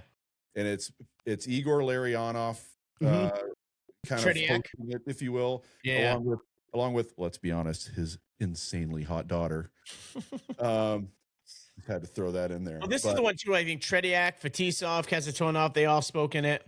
Yeah. And Tretiak, I mean, pretty cool dude, man. Let's be honest. I mean, look at all the NHL goalies that worshipped him. And he was a goalie coach for Detroit or Chicago for a long time. I think it was Chicago. Was it? I thought it was Detroit, because when the Russians first started coming over, like I remember in Utica, we had Alexei Kasatonov, a bunch of the players, because they went to New Jersey and they came to Utica first because they defected. Yeah. And it was New Jersey and Detroit that got the Russians first. Yeah. No, it was a really interesting perspective, getting the Russian side of it and how painful it was for them, but all at the same time, somewhat kind of a weight off of them. Yeah. With what happened. And that was talked about in all the documentaries, the original Do You Believe in Miracles and the most recent one, where they said you can see it on their faces after the game. Like they had forgotten what the joy of winning looked like. They're watching the American kids, because that's what they were, college kids, with this massive celebration. And there's the joke that even they thought some of them even kind of had a smirk on their face, like, man, yeah, I forgot what that felt like. Yeah. But then they had to go home to Russia. I mean, they were military men. They were military, yeah. And that's why, it wasn't like the Soviet Red Army. It wasn't called that because of a marketing ploy. That's what they were.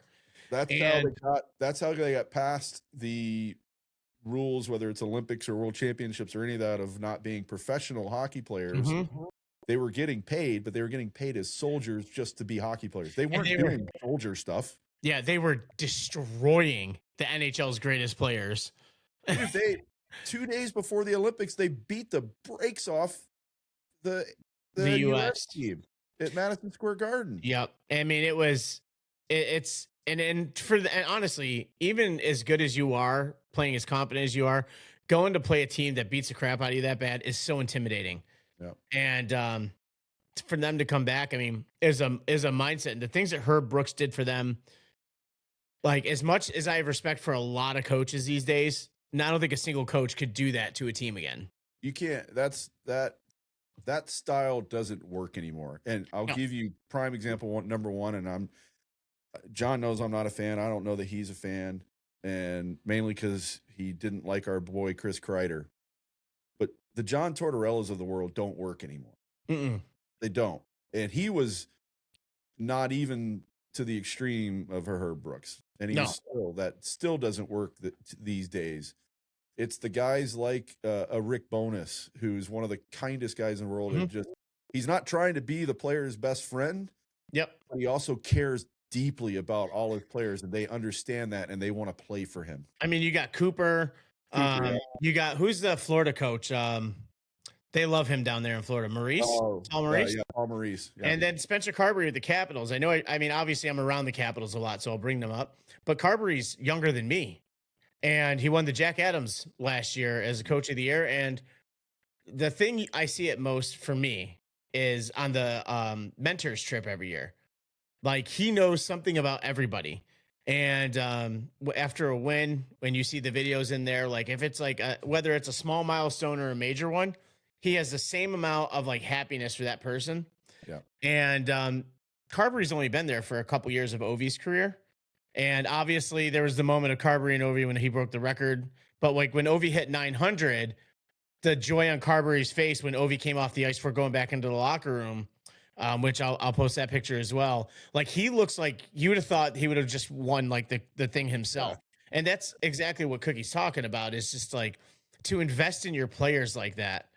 And let me tell you, they make a shit ton more money now And it's not even just with inflation. I mean, it's just how the growth of the game and how much more they make. But yeah, and we didn't. You mentioned like it just that word inflation made me think we didn't even get into the whole idea of what was going on in the world back in 1980, what leading up to all this and the political, ramifications of what this game meant. I mean, it was already the Cold War, and if you don't know about the Cold War, go back to school. The heart of the Cold War. Plus, there was, gas lines, and they were in a recession, and this is all talked about in all the documentaries that have ever been done. Yeah, literally every one of them, because the ones who did it right, it wasn't about the hockey team, and it wasn't about the hockey game. It was about what it did for patriotism and what it did for the country. People that knew nothing about the sport of hockey were tuned in to see these American kids beat the big bad Russians. And I'm just saying exactly what they're saying in the document, the big bad Russians, which, when you hear the story from the Russian side of things and you hear the Americans talk about them later on, you'd come to discover a lot of those Russians, some of them that ended up playing in the NHL eventually, took a while, but eventually, I mean, Fetisov was on a team, Kazatonov, two guys I already mentioned. Yeah. There was definitely some of the younger guys that came over that were on the team. I mentioned Igor Larionov, who was one of the most ridiculous players to ever play in the game. And it's in that Russian version, the 30 for 30, and it goes back and shows like their insane training regimen. And it wasn't even just from Viktor Tikhonov, the head coach, who was clearly a dictator. I mean, the guy stood in front of his players on the bench. He didn't even stand behind him. Like, he stood up in front of his players holding a stopwatch in his hand.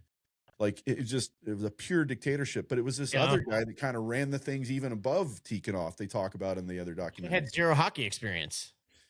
Yeah. He was just he was the off-ice trainer guy that had these insanely intense, and that's the part, and they mentioned it every one of the documentaries that Herb Brooks said, we're going to take that and shove it right back at him, because the one reason all these teams are losing is, number one, they respect him too much, and number two, in the third period, they've got nothing left in the tank. They hit the wall. They absolutely, and you could, if you go back and watch old games, you see it.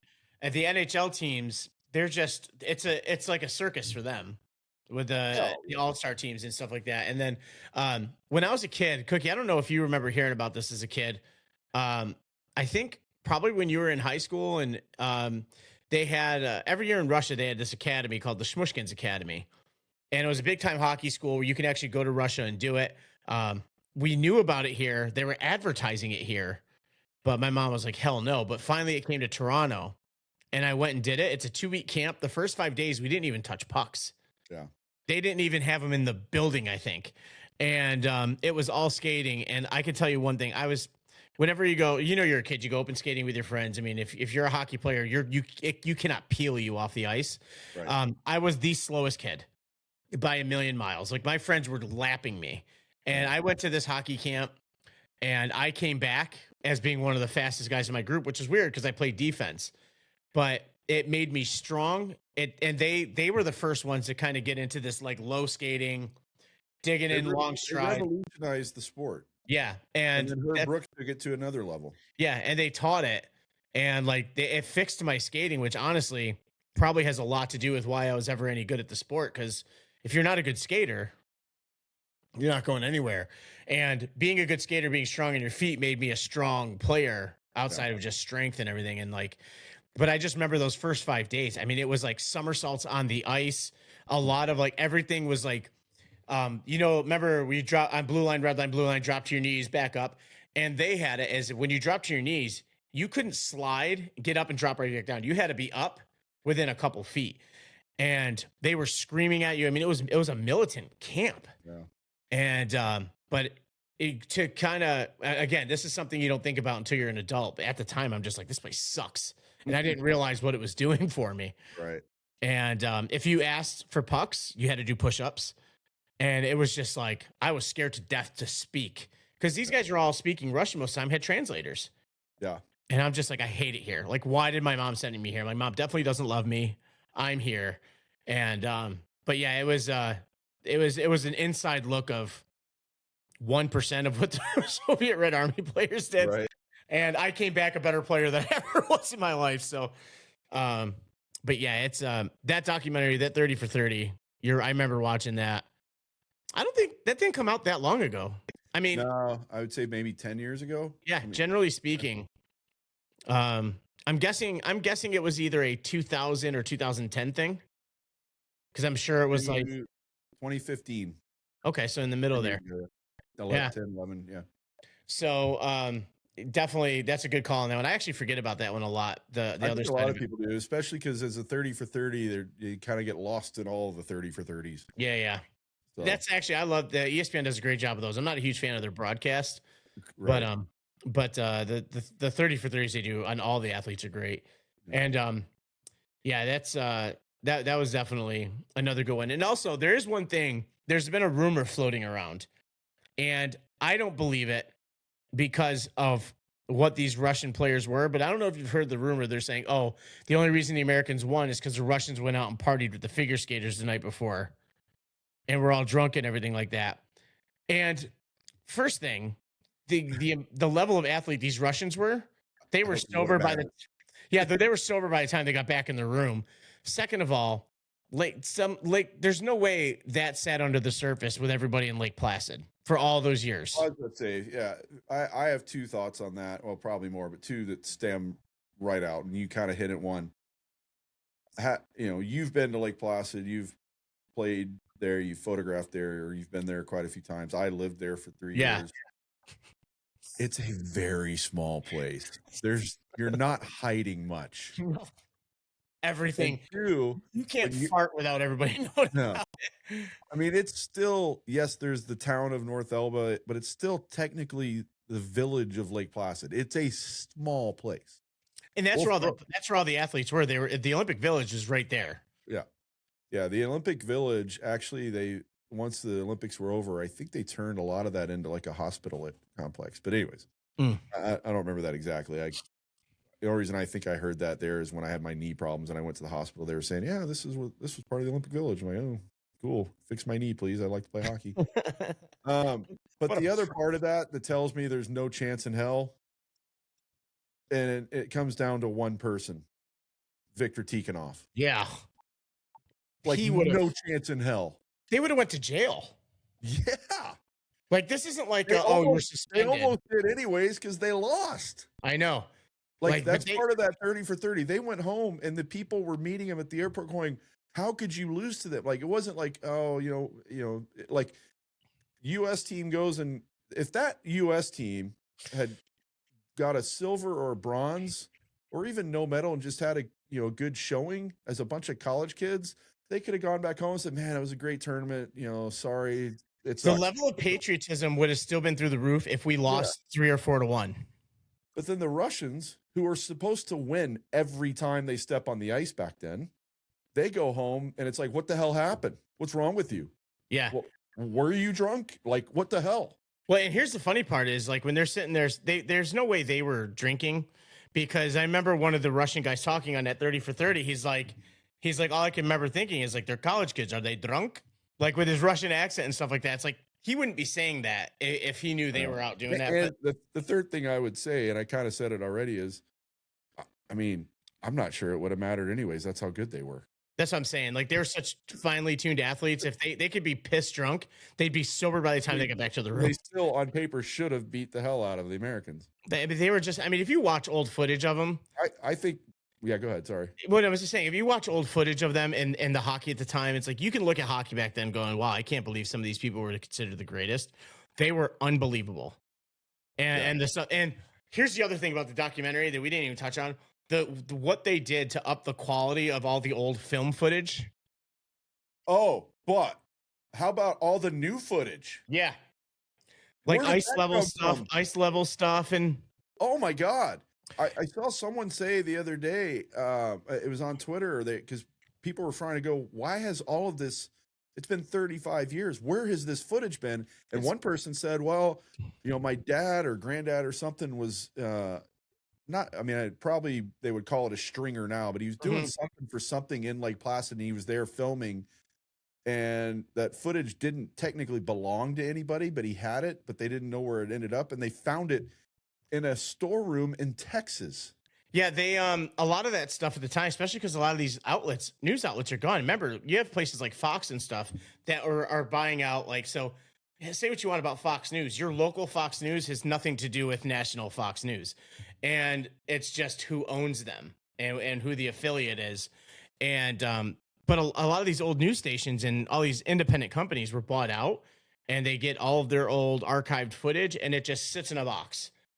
And amazing, but man. like this ice level stuff. Oh my God, yeah. I'm glad you brought that up because I meant to bring it up earlier. That ice level footage, which by the way looks like it was filmed in 4K. I mean, that's what I'm saying. The editing and the touching up they did to it, it's crystal clear, but it gives you a real good idea. Like, because again, you watch the broadcast, the hockey looks sloppy all the time. You look at Jim Craig, you're like, how is he so good? And then you start watching his ice level stuff, and you're like, athleticism is next level.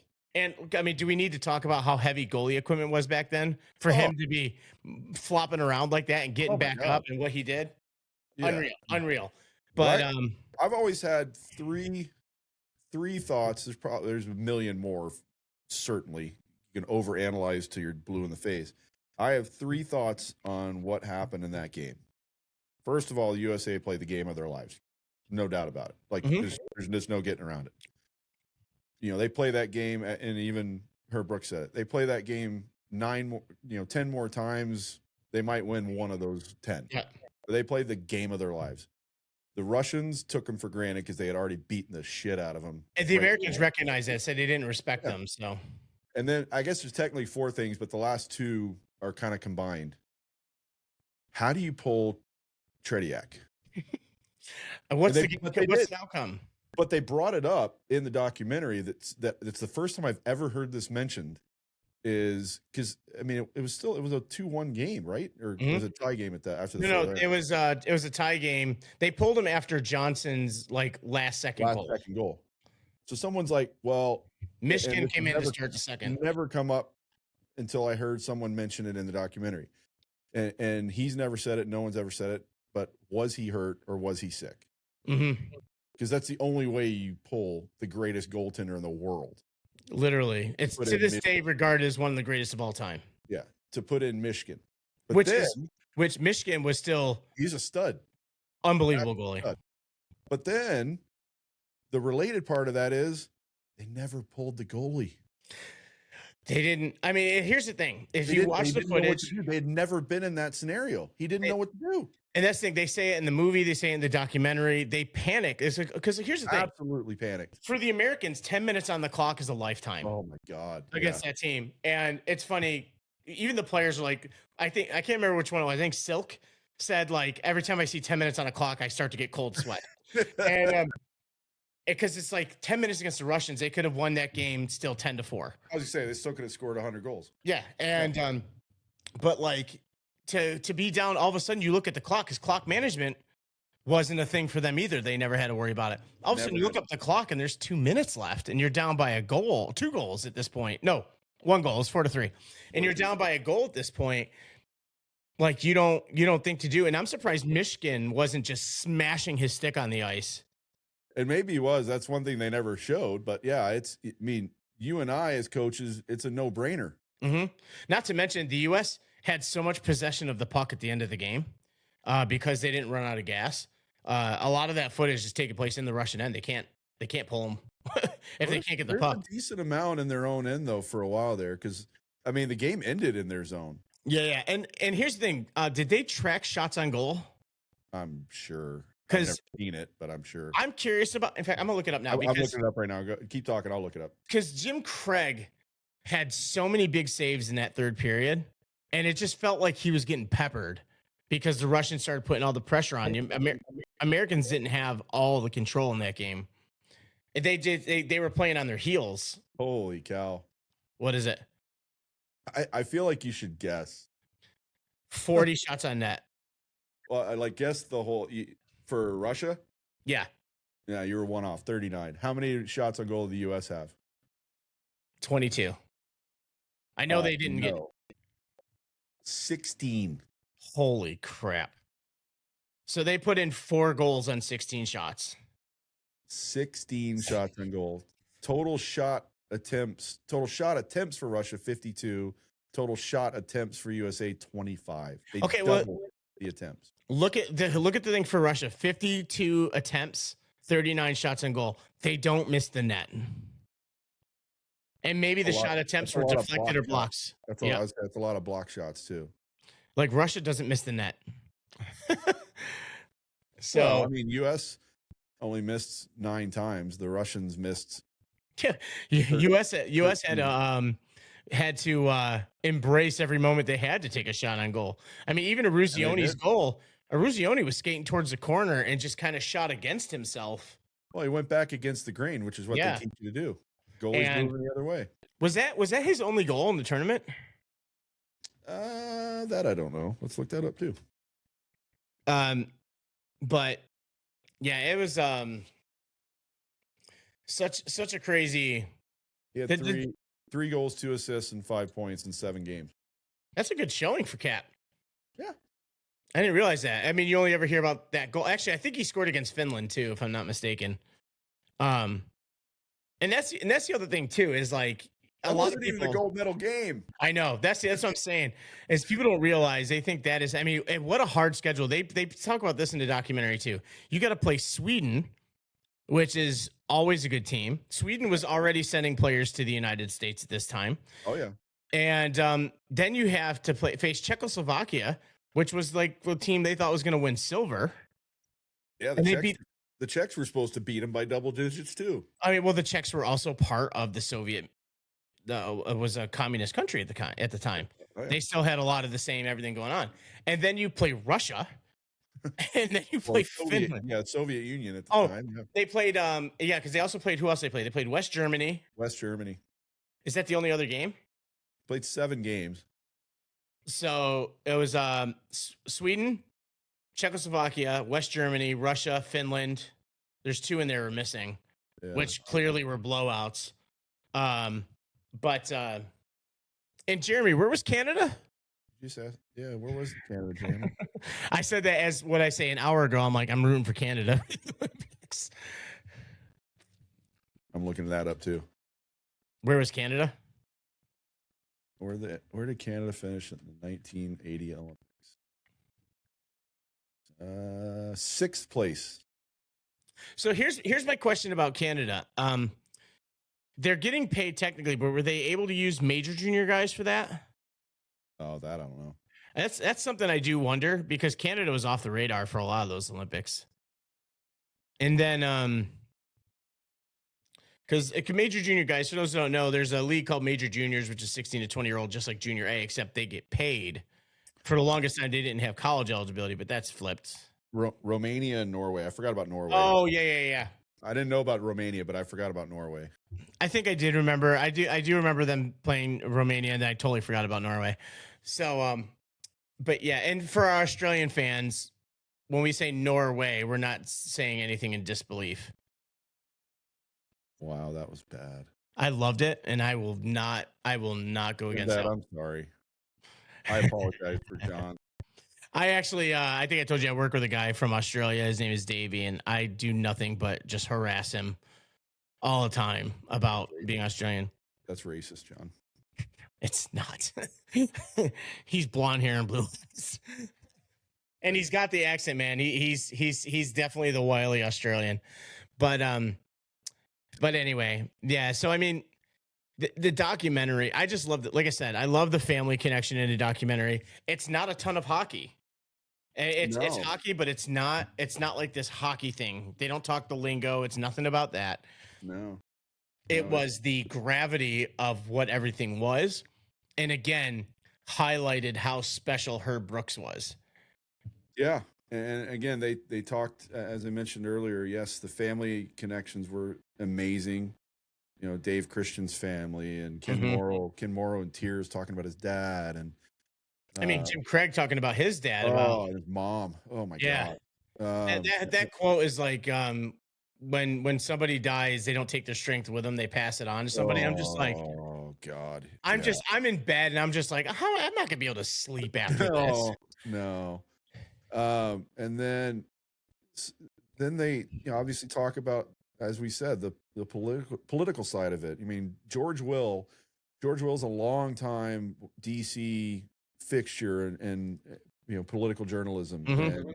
And I knew George Will was a huge baseball guy. I think he's even done a lot of work. I mean, he's a political writer, columnist. If you haven't heard of George Will, I just, from a journalism side of things, I respect him. I don't know that I necessarily agree with everything he says, but I respect his immense talent. And I knew he was a big baseball guy, but they had him on there, and he was amazing talking about the political side of the hockey event that was taking place.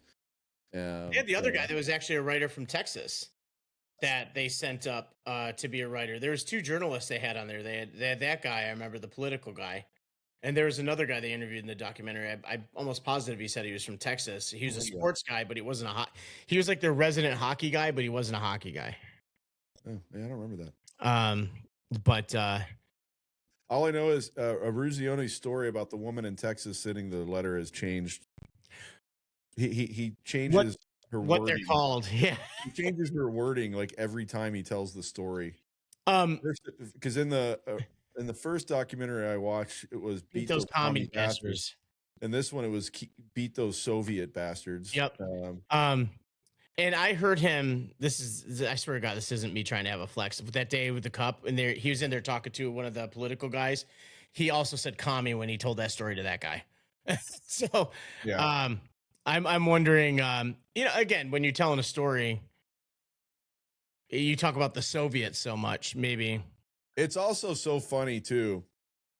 This is I kind of, the last thing I'll say, just as a funny side note, when you talk about how Disney had to handle things, because it is a Disney movie, and not that Disney hasn't had PG-13 or have they ever had a rated R movie? I don't remember. But anyways, the story of Herb Brooks coming in before the third period in the Finland game. No, that was before the game. Was it before the game? Yeah, either way, it was for the whole game. Saying, you lose this game, you'll take it to your fucking grave.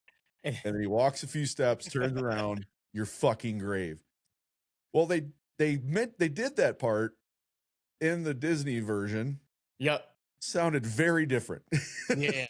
They might have left off a word. Yeah. Well, yeah. Well, I mean, in the Disney version, I don't even think they really talked about that. They just talked about.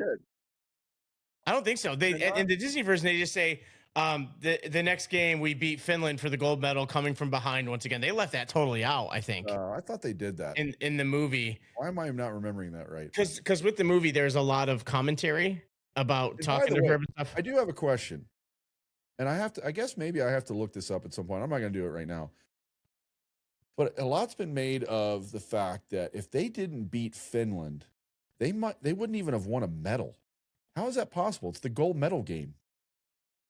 I've heard that before. Because it's still, I don't know if it's still the same, but I think it still has to do because they tied Sweden. So Russia had more wins. The other teams had more wins. So Russia played Finland. I'm sorry, Russia played Sweden. That's not the case now. You go to the gold medal game, you're winning one or the other. It's gold and silver. But I think because Russia won silver and Sweden won bronze, right? I think so. And I think it was because the U.S. tied Sweden, and then it comes down to goal differential. So Finland won nothing by losing to the U.S. Pretty much. Wow, that's wild. That doesn't sound right, man. Time out. 1980 hockey. We're both looking at this. It just doesn't make sense to me. Yeah, Finland won nothing. That's nuts to me. So I think fourth.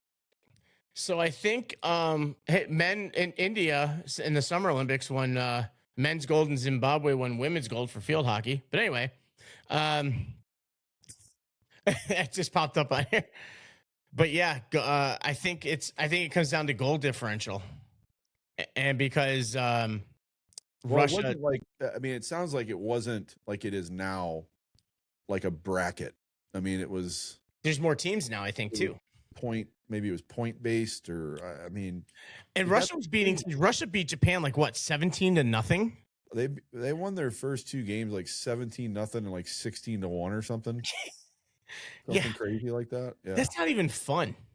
No, we've talked about this before too. We never liked blowing teams out. No. But yeah, this documentary, and honestly, this is one of those ones I wished we knew the legalities of how to react to something watching it without affecting the channel. Because I would have loved to have done a live reaction to this and watch it. Everyone would have saw me cry on camera. And there's a lot of people that do the live reaction to the movie Miracle, which is crazy because Disney.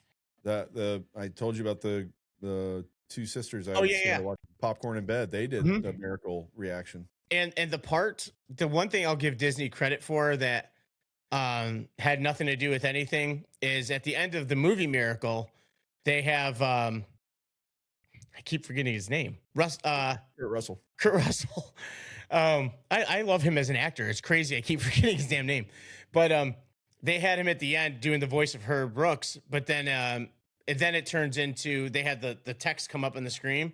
Is like Herb Brooks died, what was it, a couple months after principal photography. He never saw the movie. He lived it. Yeah. I'm getting chills as too. I'm saying it. Yeah. And that part right there, every time, like watching the movie, you get the emotions and the feels from because you know what's happening. That part at the end of that movie just dismantles me. Yeah, I mean, we've joked about it. I have my logistical issues with that movie. Yeah. But the movie itself, they did what could have been really cheesily poorly done wasn't. Well, Herb Brooks was in all the meetings. I don't really think he was gonna loosen his grip. And I've also watched, I'm sure you have too, some behind the scenes of how they filmed a lot of that on ice stuff. Really cool. They watched it play by play and frame by frame and recreated it perfectly. Yeah. And then that stuff they did great. But the good thing about the documentary, I'm glad you actually said this about the logistics. The documentary, we talked about this before. The town, they did a good job on representing the town. The town looked right. But in the documentary, the one that just came out, you can really see what Herb Brooks Arena is, which only holds 7,500 people. Not that big. Yeah, I think it only holds like 7,500 people. Even the players were sitting there, they're like, it looks smaller. And then but then the rink they had for the movie Miracle was like, it didn't even look like it. Yeah, Herb Brooks, 7,700, yeah. Oh, 77, yeah. The 80 Olympic game, they had 11,000 in there. So they had massive standing room only. Well, under that, because they have that upper level. Yeah. You know, that's all, it's open foyer. Both ends have that open area. Mm-hmm. And then the one side does, because the other side has the essentially press boxes. Yeah. And then I'm sure they kind of stuffed some people because the upper level, like the lower levels are actual seats. The upper level is like bench seating. So they probably crammed people in there too. Yep. Yeah. Because that one where the main foyer, not main foyer, but the main concourse there is open. Yeah. The only place that one's deep. Yeah. The only places that's not open is on the one side, the bench side, where the press box is. And even the press box is not that big. I think like most big events like that, whether it's Olympics or Super Bowls or whatever, they have to section off an area of the stands for the press because there's so many. Well, I mean, you could see they had a photographer's pit where all the photographers were, and then they had like the spots are exactly the same now, actually, for the team thing. And when I shot ECACs, over the tunnels where the players come out, it's just a big open platform for media and stuff like that because they still don't have holes cut out in the glass there. But one last thing I'll say here, this is the quickest hour 45 I think we've ever done, by the way. One last thing I'll say here with this, they didn't touch on the documentary. Isn't it true that no one watched the game live? No, the game actually was played in the afternoon. They tried to move it, and the Olympic Committee wouldn't let them move it. The game was played like midday early afternoon, and then they showed it at prime time. I think, didn't they played at 5 and they showed it at 7? Something like that, yeah. And can you imagine, by the way, whatever game was after that game? Oh, God. Because Al Michaels talks about the fact that they're showing, like broadcasts do all the time, they're showing outside the arena before the game, and it's broad daylight. Yeah. But when they actually showed the game, it was nighttime. Yeah. So, and yeah, because they're showing the people in the houses and all this other kind of stuff. But walking down Main Street and all in that. February in Lake Placid, it's dark at 5:30. Beautiful. Guys, if Cookie ever goes missing, we already know where to look first. Yes. And the thing is like, as much as I love busting Cookie's balls, I can't with this because I love it up there too. I mean, I grew up a couple hours from there, so it's just like it's one of those things where there's a lot of people from my hometown that played hockey, never played there, never been up there, and I'm like, how? And then there's this fucking Texan that lived there for 3 years. Thanks to that school on his hat there. But which, by the way, given the time frame, there's no internet. For Cookie to make his way up to that school at that time. Again, another thing, as much as I'll bust Cookie's balls, I'll never talk shit on his hockey because if he's going up there from Texas, at that time where it's so hard to get recruited, like we talked about this, like recruiting for me was easy. And honestly, I think I went to somewhere I didn't deserve, but I had a lot of luck with location and I guess went somewhere I didn't deserve to. But I had a lot of luck after Northwood. Yeah. Oh, no, you deserved it, you rat bastard. I didn't deserve it for other reasons. Yeah. Bastard. But you know, I was fortunate to be in a spot where I guess coaches ended up being on a day I played really well. And they came down a couple times but that's just the area. I mean, you can't go to now high school hockey is not the same, but like you can't go to a junior game or anything like that up there and there not be 10, 15 coaches in the stands and everything's online. It's been cool this week leading up to the start of the Olympics. Northwood has been posting kind of their Olympians by decades. They've had a lot. I saw that.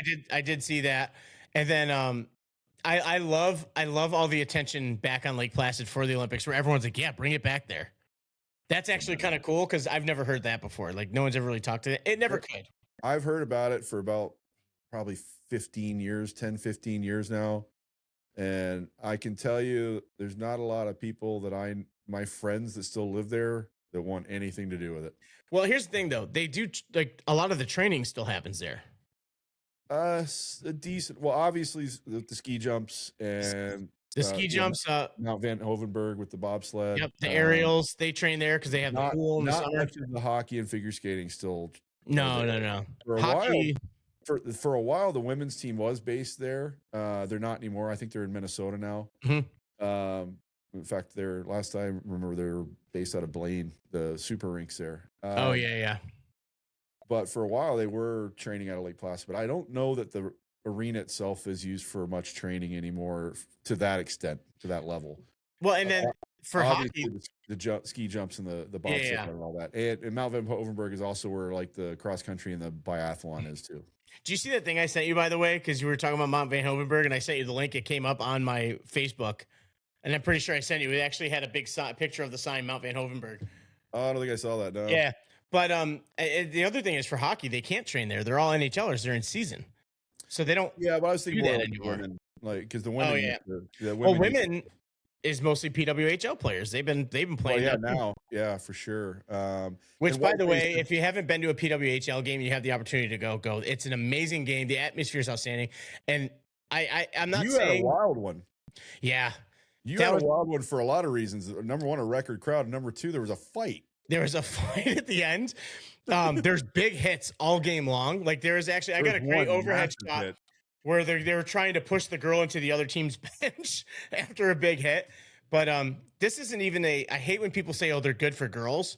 It's good hockey players. They're good. God damn, they're good. They're really good. And but it was awesome. Go to a PWHL game. The only thing I was pissed off about is they sold out of merch by the time I had a chance to go and buy some. Yeah. The line for the merch table was so long, it stretched to the next merch table. I need a Seattle jersey. Support our former athletic trainer here, Sarah, who's the trainer with Seattle now. Yeah, and we don't have a team here, and Seattle. I love the city of Seattle, so I mean that'll be my go-to team. But I mean after this, it's gonna be kind of hard not to think Washington's gonna get a team. Got to go with Seattle. Captain America plays for Seattle. Dude, let me tell you. So again, one last quick story before we go, I promise. When the PWHL did their tour a couple years ago, they came to DC. They played at the MedStar where the Capitals practice. They did a couple of showcase games there. They didn't even have like city representation yet. And the game was going on. Hillary Knight's team was down by a goal. I told you this story. They were down by a goal. She goes, scores, gets off the ice, and heads to the airport. I mean, it was just like, hi, I'm the best. Let me show you real quick. I'm on my way.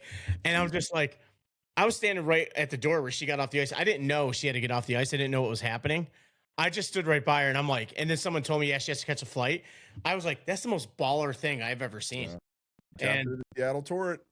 Yeah, she's Jeremy Law did not know who she was. Oh God, Jeremy. I'm just looking disapprovingly, but he said it straight to my face. You want to know how I looked right at him? Face. I know that look. I know that look from you. Yeah, well, most people that have been around me know that look. I'm constantly disappointed. Disappointed. But yeah, this has been our reaction, but not live to the. We'll figure that out at some point. yeah, the miracle. Honestly, this would have been a 6-hour episode if for that one. Yeah. It was just, it's so good, and definitely watch it. You don't have to be a fan of sports to appreciate what it is and what those guys were, aside from anything about the guys personally. If you've seen Miracle, you still know nothing. Definitely watch it. We know this one ran a little bit long. We'll try and keep our buddy's podcast to a minimum. Just looked at the clock. Holy crap. Yeah. And it's just, I mean, again, being so close to hockey, of course, anyone would have known we'd love it.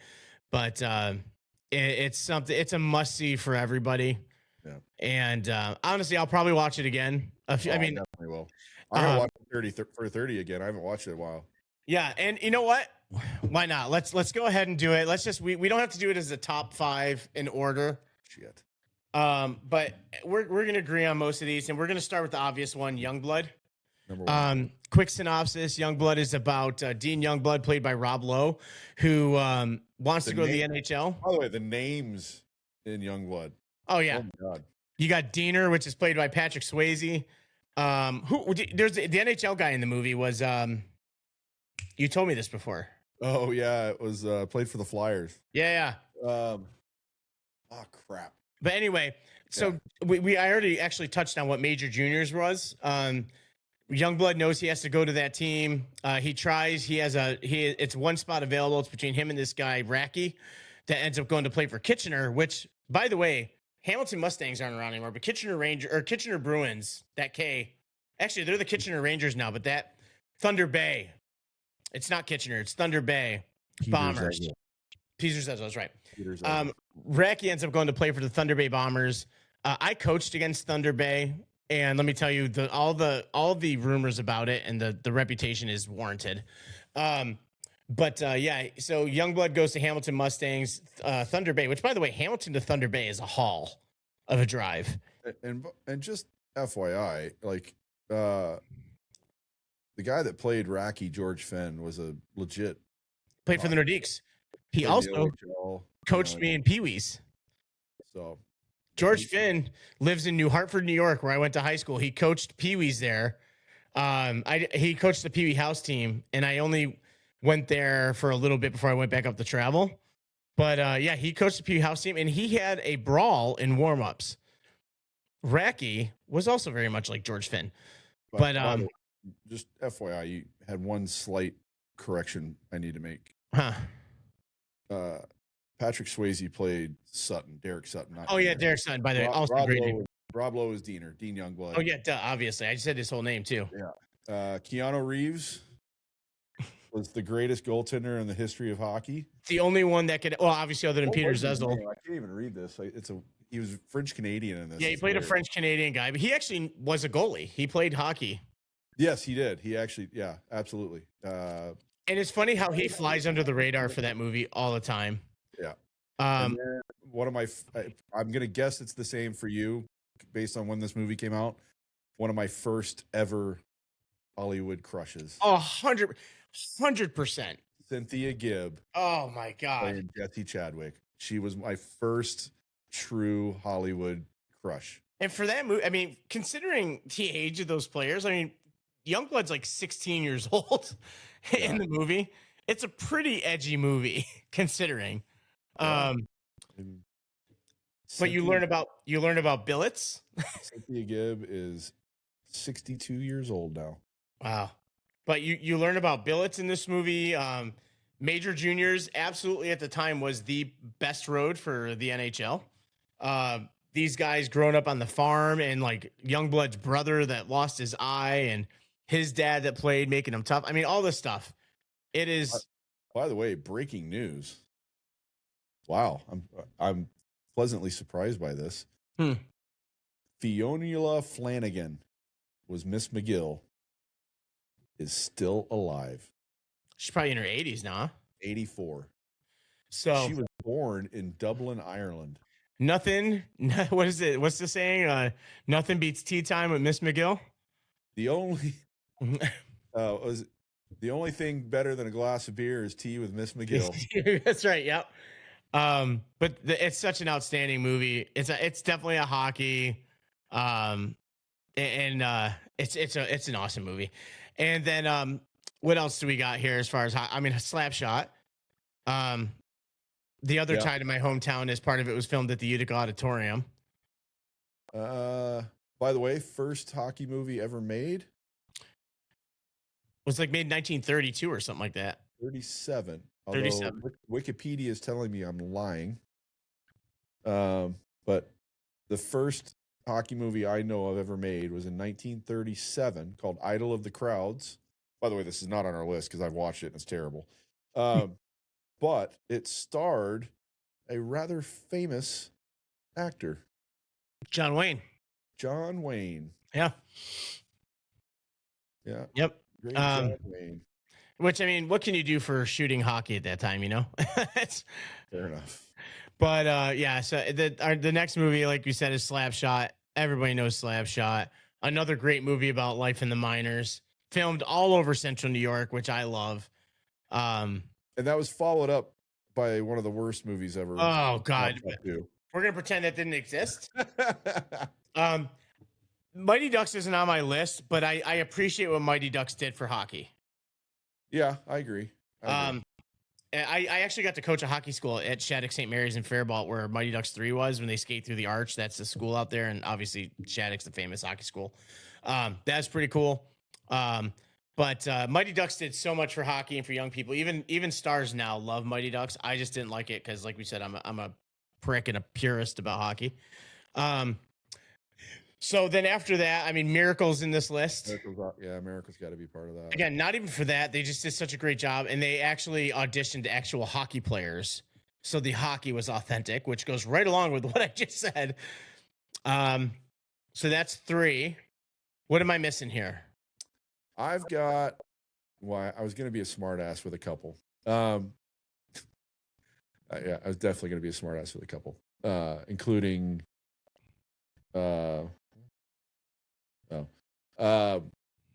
Jeremy's messaging me. Sorry. One I was going to laugh about, now I just lost it again. I can't even say it with a straight face. The Cutting Edge. Oh yeah. But no, in all reality, and this might be, I don't know if controversial is the word, but to cut you off real quick about that, do you know how much shit I got when I was married because my ex-wife was a big-time figure skater? And everyone's like, oh, like the Cutting Edge. Oh, I heard about it a lot myself. Yeah. Tooth Fairy is another one I was going to be a smartass about. Oh my God, I forgot about that one. The Rock. Yeah. I am 100% not a fan of Goon. And I'll sit here and say, Goon is not a hockey movie. It's about a guy with a role. Yeah. But it's also loosely based on a true story. Are we by the way, are we just talking hockey movies, or are we including documentaries? Because obviously some of the ones hockey movies, because documentaries, because and I don't know if you would agree with this, but I'm definitely putting Mystery Alaska on the list. Oh my God, Mystery Alaska! I totally forgot. I love Mystery Alaska. Yeah. I just pulled a cookie and smacked the shit out of my microphone. That boy. Mystery Alaska is great. Awesome. Yeah.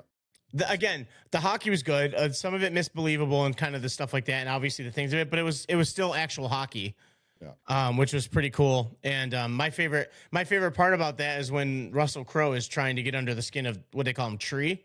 Yeah, I'm a big guy. I'm a big guy. You see, Are you a big guy? I'm a big guy. We got a guy, Alexi Protas, is like 6'5" and has no idea how big he is, and it just reminds me of that every single time. I'm trying. Yeah, to, Mystery Alaska, great call. I'm going through a list right now, and I'm just not. Well, we got 4 of the 5, and those are like, if you don't like any of those movies, you're dead to me. There's some great documentaries for sure. The documentaries, yeah. I mean, I'm just not finding any other movies that are. Yeah, we might have to cap out at 4, but also there are the rumors of a new Youngblood, a remake of Youngblood being made. Yeah. I'm skeptical because remakes are so hard to do and make them good and keep them, again, authentic. So I'm worried about that. It has nothing to do with the characters in it before anyone tries to jump my ass about it. Right. In fact, that's the part I kind of love about it. Yeah, I agree. But yeah, I'm curious. I'm curious to see like the level of hockey in it, because if anything, some of the stuff I've seen from that heated rivalry show, like it's almost goofy looking with some of the equipment. Like they're wearing like full on ear guards. Hey, and Sidney Crosby wears those. Yeah, he wears clear ones. You can't really see him. When you're one of the best players that ever graced the game, I don't care if you wear a full cage out there. He could wear the Bender bucket for all I care. It's Sidney Crosby. He can wear what he wants. But these are like the big white ear guards. So like, just all right, never mind. Yeah. Oh, what's the movie with the monkey? The hockey movie with the monkey. No, I'm not going there. I don't remember the name of it. God, there's really not. But yeah. I mean, even just those 4 is honestly a solid list. Yeah, no, I agree. And as far as documentary goes, I mean, we've already mentioned 3 just about 1980. Yeah. And then there's a handful of 30 for 30 ones that are really good. Obviously, King's Ransom about Gretzky going to LA. I was about to say the Gretzky one about that is great. Hey, you know a guy that was there. Oh, shut up. You're an idiot. I'm trying to find the name. What was another great documentary was Ice Guardians. Yep. That was really well done. I was worried it was going to not be my favorite. No, that was really good. Really well done. And then the only other one I can think of, and I can't remember the name of it, the 30 for 30, I can't remember the name of it. I'm not talking about the one with, the whatever they were, the Trashmen or whatever. Oh, God. I'm not talking about that, even though Jeremy's got a connection to that. In fact, there's a very real chance he's in the background on the bench of one of you were saying that before. Yeah. No, it's the one. I can't remember the name of it. I'll find it at some point, but it's the one where that goes back and kind of covers the Red Wings Avalanche rivalry. Oh, yeah. Yep. I forgot what it's called, but Claude Lemieux and Darren McCarty have become very close after all these years. Draper, which still wants nothing to do with Lemieux, understandably. Yeah, but it actually that I shed a couple tears in that one too, hearing kind of more about Claude Lemieux's story. Yeah, very sad in a lot of ways, but he doesn't want anybody's sympathy either. So, what year was that? 90 something? That's what I'm trying. Well. Not the documentary time, the actual that rivalry between Colorado. Yeah, that was in the 90s. Yeah, when those two teams were just going at it every year. Because that was one of the rivalries that kind of was keeping hockey afloat. And I hate to say it was the violence that was doing it. Yeah. And then like when hockey was dying out, like Sid and Ovi saved the game again. Unrivaled, yeah. Well, they had a couple different unrivaled, but this one was unrivaled Red Wings versus Avalanche. It came out in 2022. There's a lot of good individual documentaries too, especially like about Probert and stuff like that. I don't know if those were 30 for 30s. Huh? That's another sad case. Very sad. And again, it shows the long-term damage these guys' brains of playing such a physical sport. And the toll And that's a reason why I'm hoping at some point to get my friend Brent Severin on. Sevy's a studio analyst for the Dallas Stars now, won a cup with Dallas.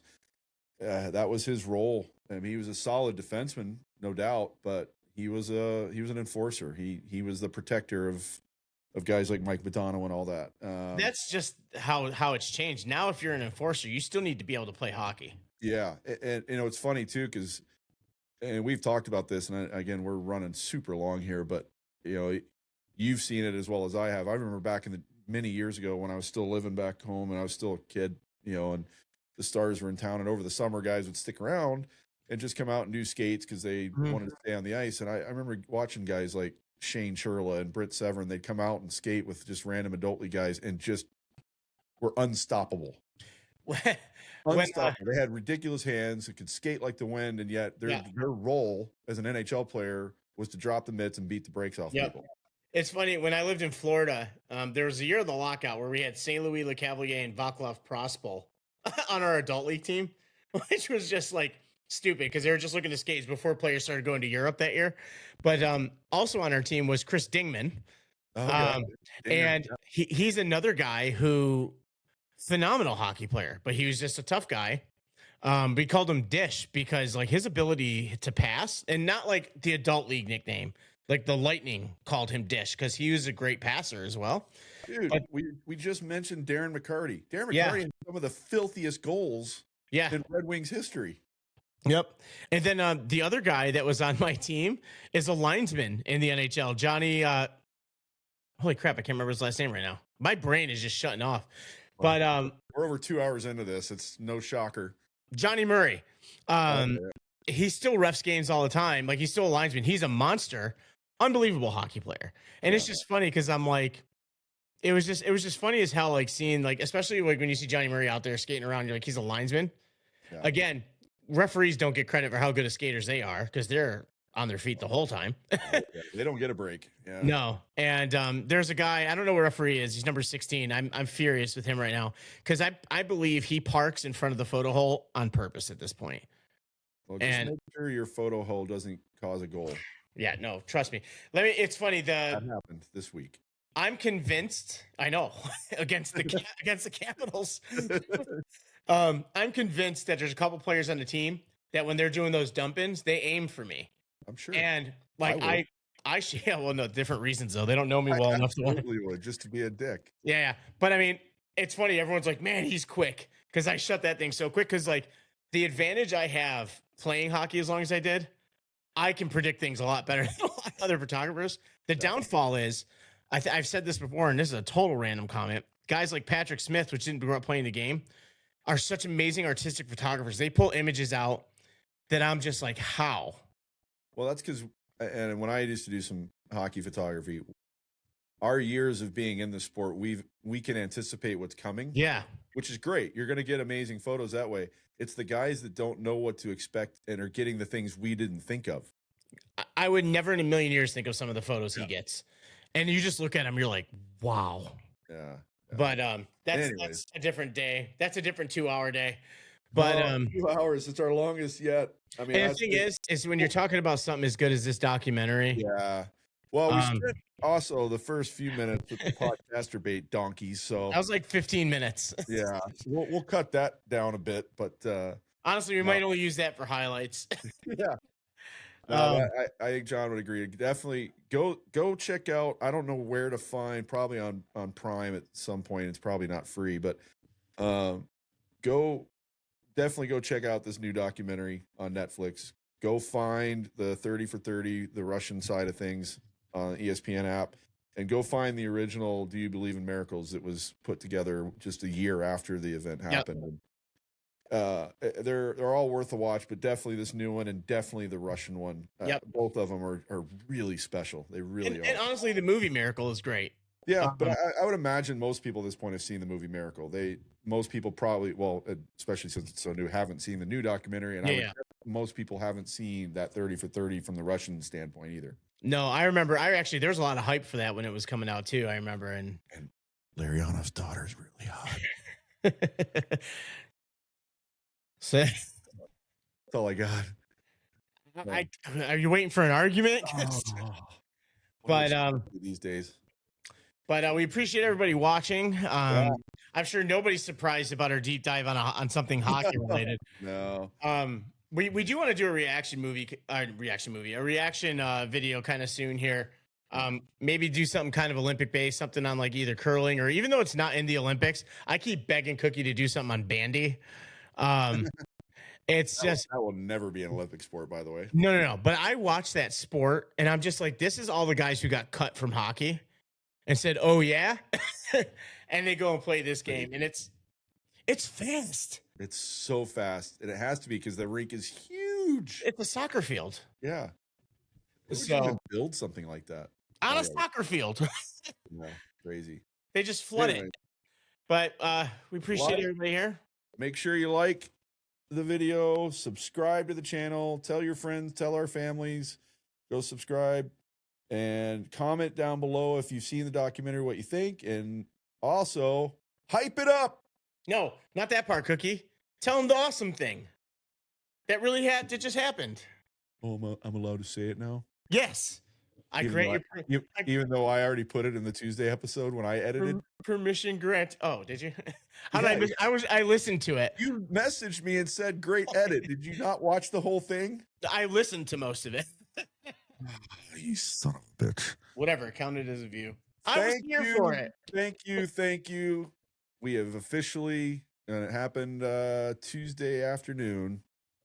We have hit 1,000 subscribers. People are watching, and they are, they're subscribing and watching. Its views are matching. We really do appreciate it. Hold on a second. Oh, good, it's already muted.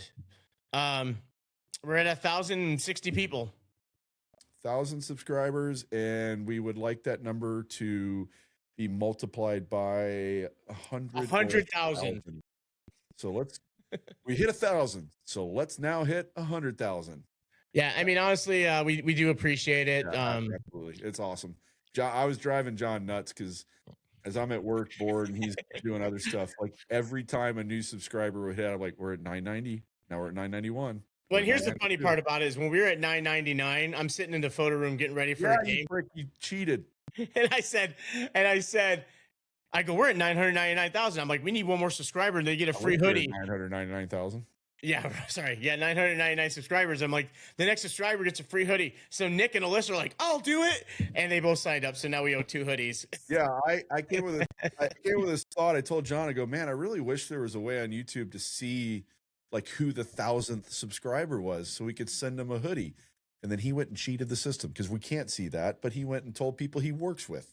I tell you what, I'll pay for the hoodie myself. Everybody comment. If we get 50 likes and 25 comments, we'll choose one of those people, put everybody's name into a hat or my little thing, and we'll pick a winner and we'll send them a hoodie. Your little thing. I never wanted to have that on this platform, but now everybody knows. So like and subscribe. 50 likes and give us 25 comments, and someone will get a free hoodie. Now, one person can't like this 50 times, but they damn sure can comment 25 times. So, I mean, yeah.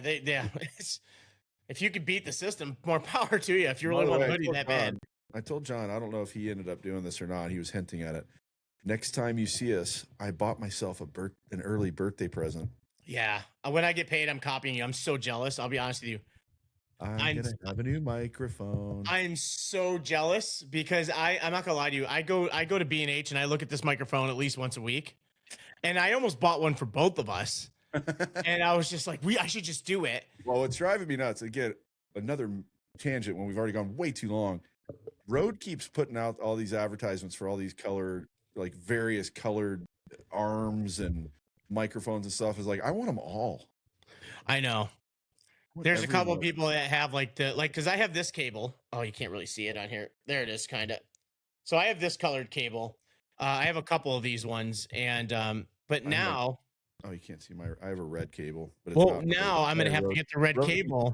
Rode, if you want to send us cables, I'll use your cables instead of this cheap Amazon thing I got. This is the Rode cable. This one I got here. It is. Oh, I guess I could have done that too. This is the Rode cable. I have a couple of these because I wanted longer ones too, getting ready for Wish Cup. But and then obviously when we start having some in-person guests and stuff like that. But I mean, honestly, we're not even doing. I mean, granted, Road, please by all means send us stuff. But like, honestly, I'm just so happy with the equipment. It's Yep. it's pretty outstanding. And my favorite part is when I send people pictures and stuff. They're like, "Damn, like you guys are really professional." And I'm like, "Clearly, you haven't listened to us." Yeah, we're not even remotely professional. We're not Podcasturbate though. So. Oh God. On that note, On thank that you note. everybody. Go watch those documentaries. Like this video. Comment on this video. Subscribe to the channel if you haven't already. 94% of you have not subscribed yet. Yeah, you know what? I'm glad you brought that up. Let's have another tangent real quick. All these subscribers were very happy with your watching. Yes. But also a lot of the other people that are watching are not subscribing. Yeah. So while we appreciate you watching, give it a follow. It's actually good stuff. Yep. We're covering a lot this season. 3 days worth of stuff and a fourth mixed in every now and then. This is how Cookie and I are going to save money. We're going to record so many episodes we can't leave the friggin' house. Whatever. Do what you got to do. Thank you guys. Peace.